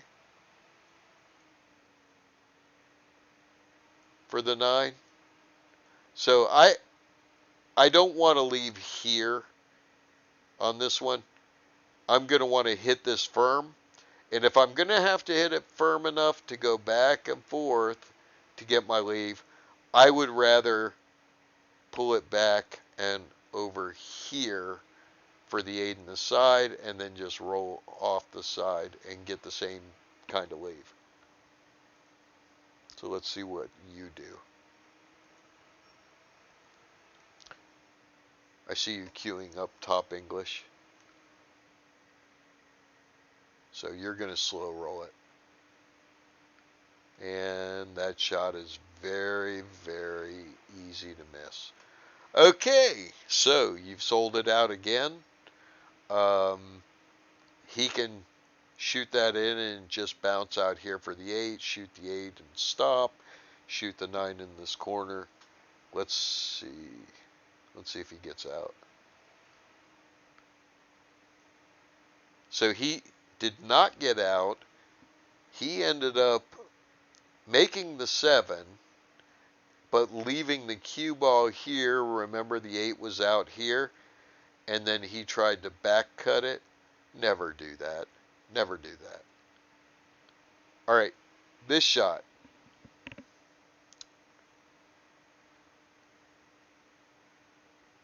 If it's me, I'm going to use left-hand English, cut it in the corner. That tangent line is really thin. My cue ball is going to bounce up here and off the rail and into position for the 9. Or you could slow roll it and try to come up this way for the 9. I don't like slow rolling. I want to hit the ball, especially on a long, thin cut like this, where a little tiny bit of mistake will cost you the game. So I'm going to hit this with inside English, and I'm going to hit it fairly firm, and it's going to do one of two things. It's either going to hit the rail and spin the way I'd like it to spin, or if I hit it a little bit thicker, it's going to come back and then come straight up. Either one is just fine. What I don't want to do is slow roll this ball. I would actually, to be honest, I would actually be perfectly fine with doing this for the leave. In fact, this might be higher percentage than just hitting it and coming up and using inside to kill it off the rail. So I would very seriously consider just doing that. Go up and back. Let's see where you go.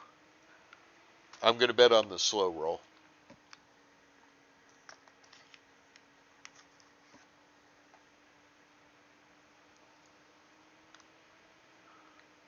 Okay, so you're hitting that low. So this is going to drag. Yep. You shot a drag shot. You missed the whole ball. You missed that ball not because you aimed wrong, but because you hit below center on the ball and you didn't get a clean center ball hit. You ended up with a little bit of right-hand English on that. And that unintended English caused the cue ball to swerve and miss the 8. So I'm pretty sure he's going to get out from here. Yep, he did.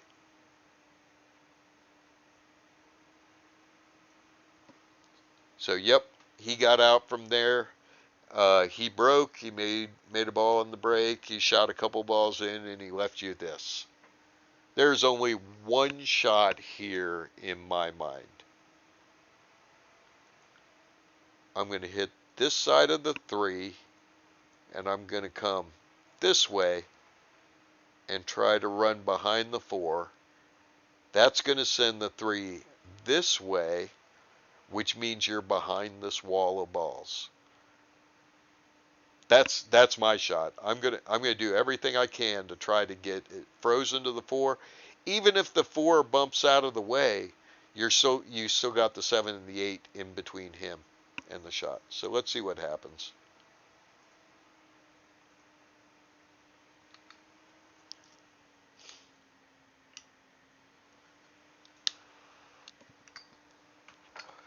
By the way, y'all, this is Skinny Bob TV. It's a streaming. It's a streaming TV table. And I should mention that our hero here, this is his first time on a recorded match, so there's going to be some nerves in there that he wouldn't normally have. So let's see what he does. I'll put a link to Skinny Bob's channel down below. Okay, so you missed the 4, but you got behind the wall of balls, and that's what you wanted him to do. He's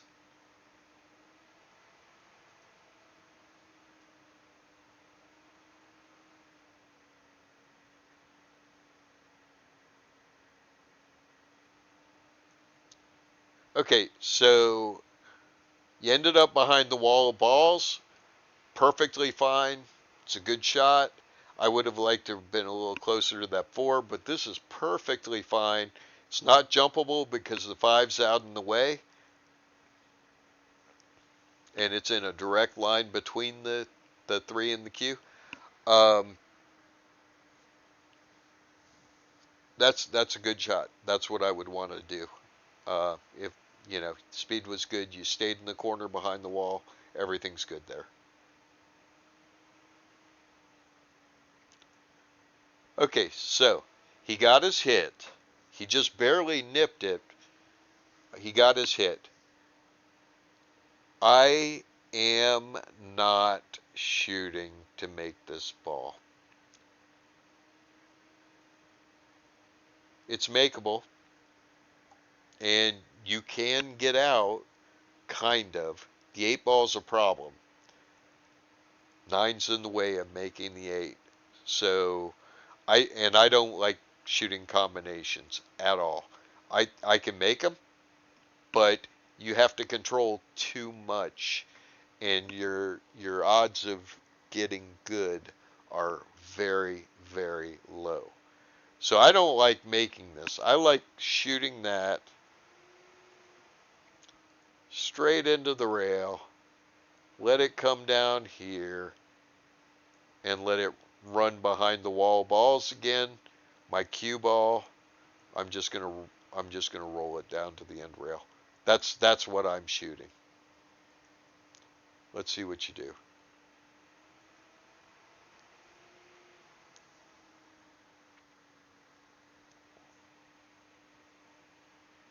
Looks like you're trying to make it.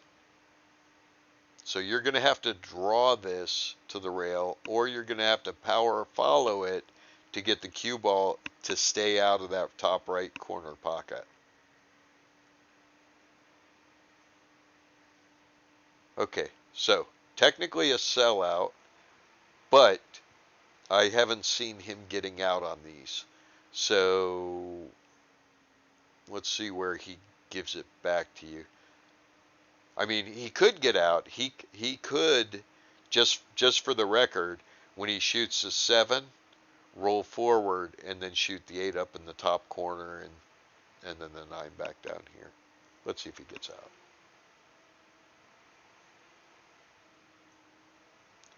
So he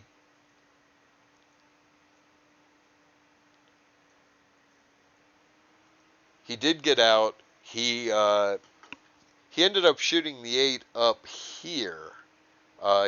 He messed up on the 7. It went in. His leave on the 7 wasn't very good. He got behind the 8 over here and shot it up in the top right.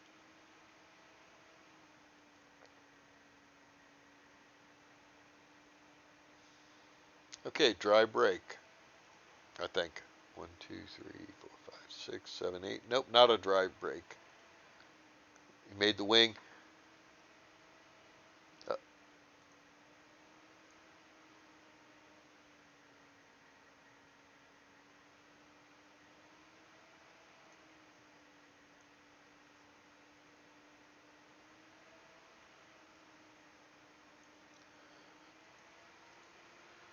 okay, dry break. So you got a mess here. Your opponent's going to shoot. Let's see where he leaves you. If he's smart, he's going to shoot that 1 in, come down off the rail, and just run into this. Get behind it. Boom. into the rail, spin off, and try to get behind and hit this stuff and break that cluster out. Or he's going to play safe, shoot the 1 into the rail here so it comes down here, and the cue ball bounces across. I would go for this breakout because you're going to leave a good safety if not.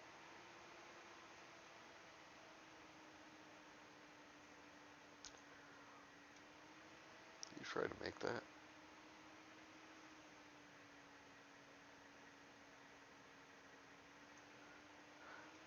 So he did something interesting. He kicked behind the 1. I don't think I'd have done that. So he's left you this, and I think you've only got this right side of the 1. If you had the whole 1, I would shoot straight into it and just stop the cue ball dead, let the 1, have the 1 go 1, 2, and up that way, maybe even get the breakout there. If not, it goes here, here. I mean, that would be that's always a beautiful safe when you can just stop the ball and be basically frozen to a ball.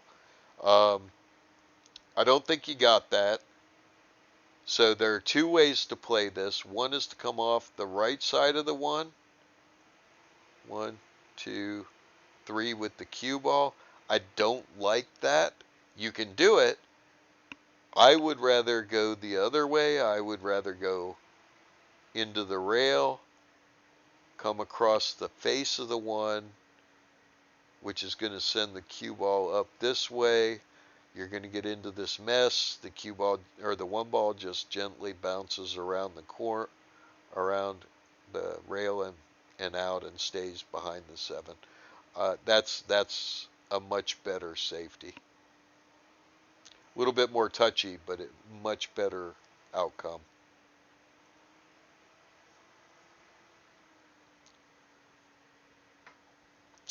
Now, a pro player, just for the record, a pro player is going to just bank the 1 in, and the cue ball comes down and back out. Okay, you missed the 1, you gave him ball in hand.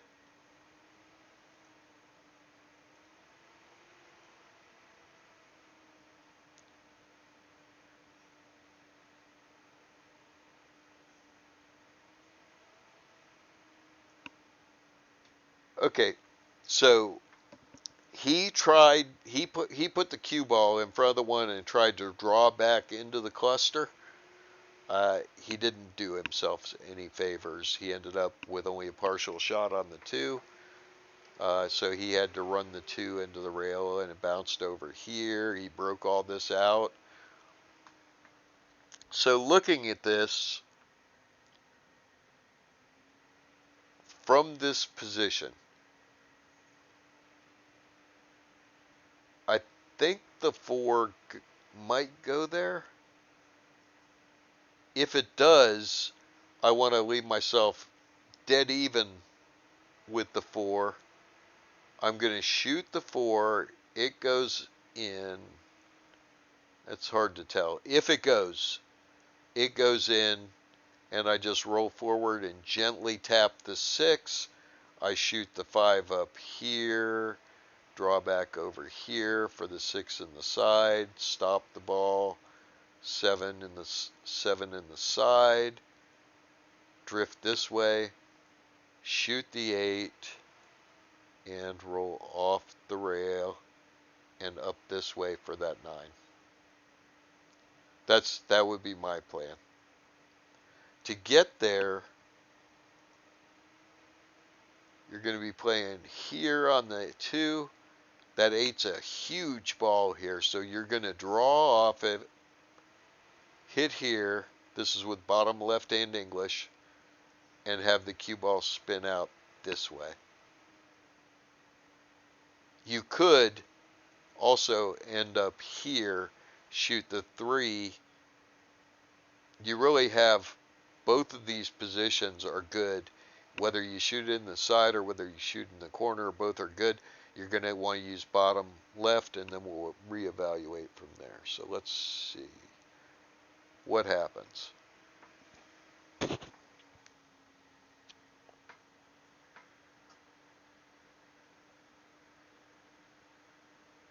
By the way, you're probably going to have to kick your leg up on the table for this shot.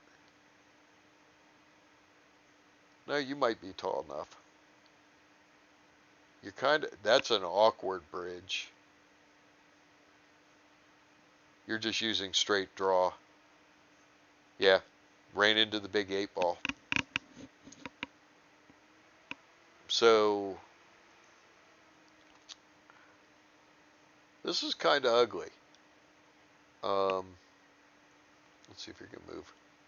So I would shoot this up in the corner with a little bit of draw. So the cue ball comes here and out for that 4, if it goes in there. If it doesn't go in there, I would not draw it, I would stun it, come straight out, and then I would shoot it into the rail and leave the cue right behind the 6. Those are the options.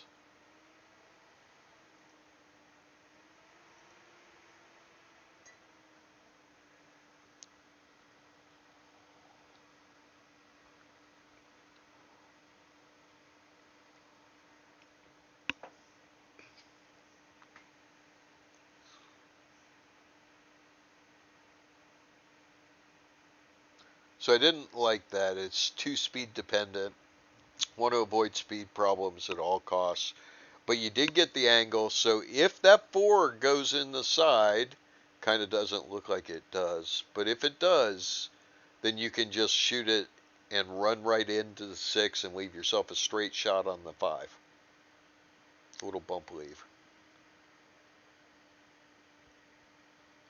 I don't know why you're jacked up like that. Okay, there you go.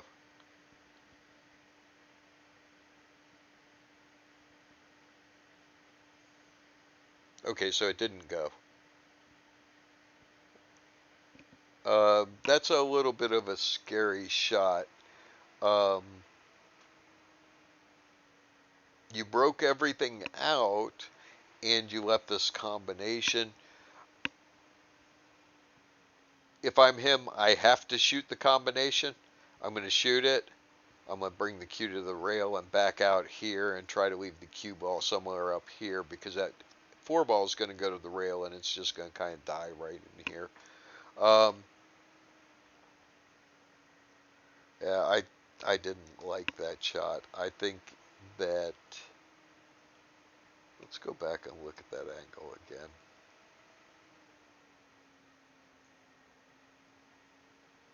So I don't think you had a choice because of the angle you left. You might consider jacking up on that, so the cue ball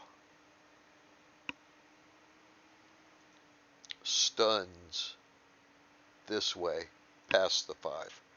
Your top English is why I ran into the 5. I would probably jack up and just let it stun this way and hope to get far enough down here that I was behind that 5-6. Or I'd shoot this a whole hell of a lot softer, run into the 5, and try to put the 4 back down here. One of those two.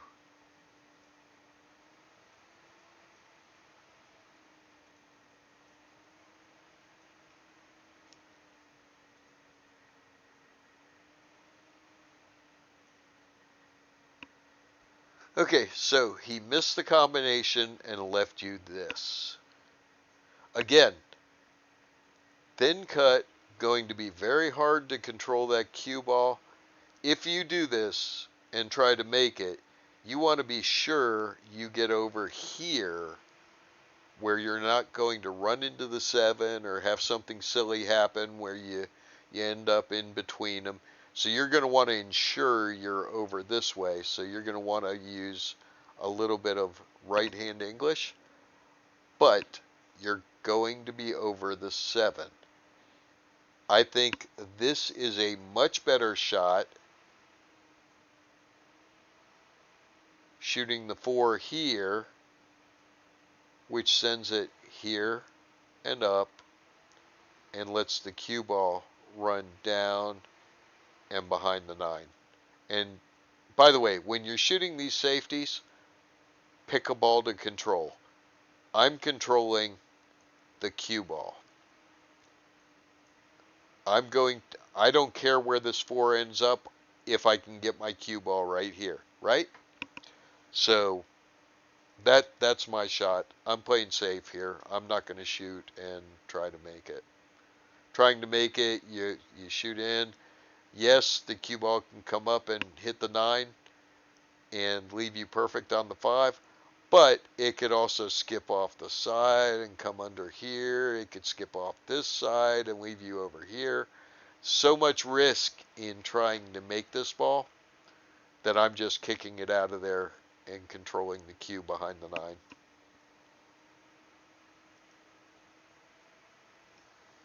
Especially given that you're shooting over the 7.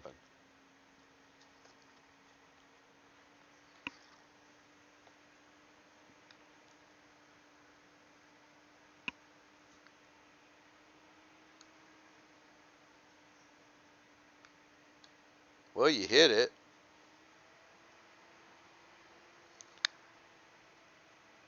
You hit it really thin and then came down and double kissed it out.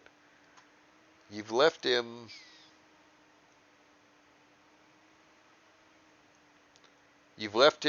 the bank, and it's a straight bank. He doesn't have to do anything with it to make it, and he can shoot this hard with draw and just come right back to here. So he can shoot this, bury it in the pocket, and draw back for the 5. So he can get anywhere from there to there. He could theoretically also go forward, but I wouldn't do that because you're going to have to use inside English and you run the risk of being behind these. Yeah, I'd shoot this, bury it in there. I'd draw back behind the wall. If I miss it, who cares if the 4 bounces off and does something like that? You still have a lot of places where you can't see the ball. So yeah, I'm going to bank and bury it. We're getting down towards the end of the video. He might get out from here.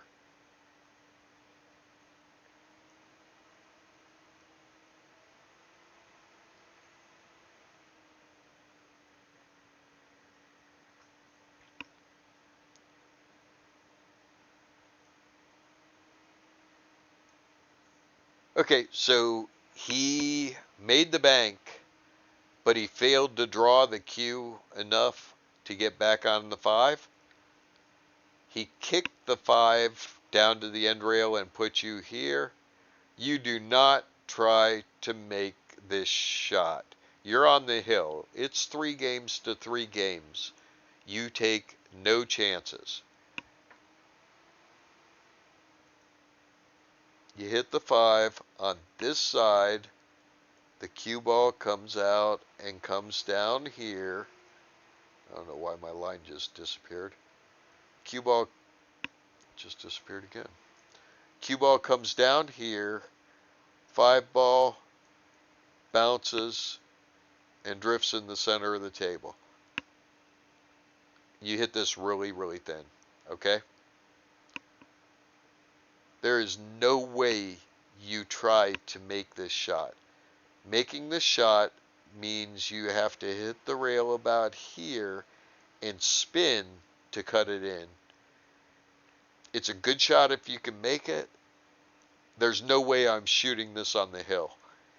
If I'm way ahead in a race, yeah, I'll shoot that shot. But on the hill, the miss is devastating. The miss is a lot. If you miss it, you lose. Okay, because the 5 ball is going to drift over here and it hangs in the pocket. So, no way do you shoot this shot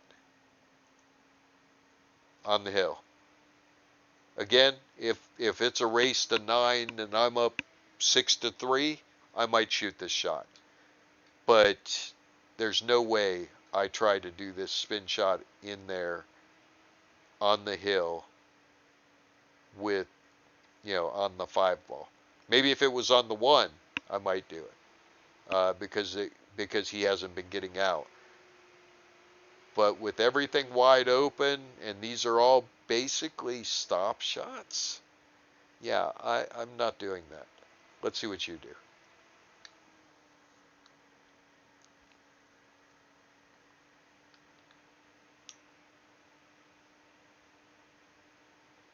You're going for the hero shot.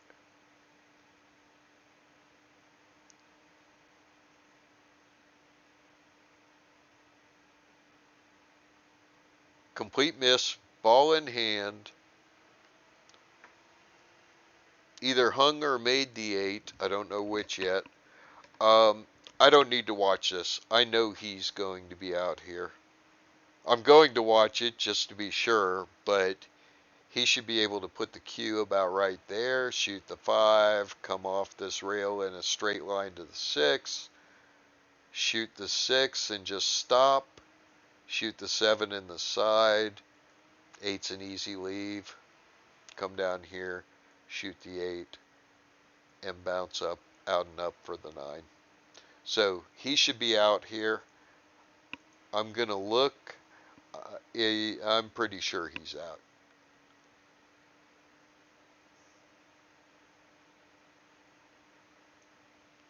And yep, he got out.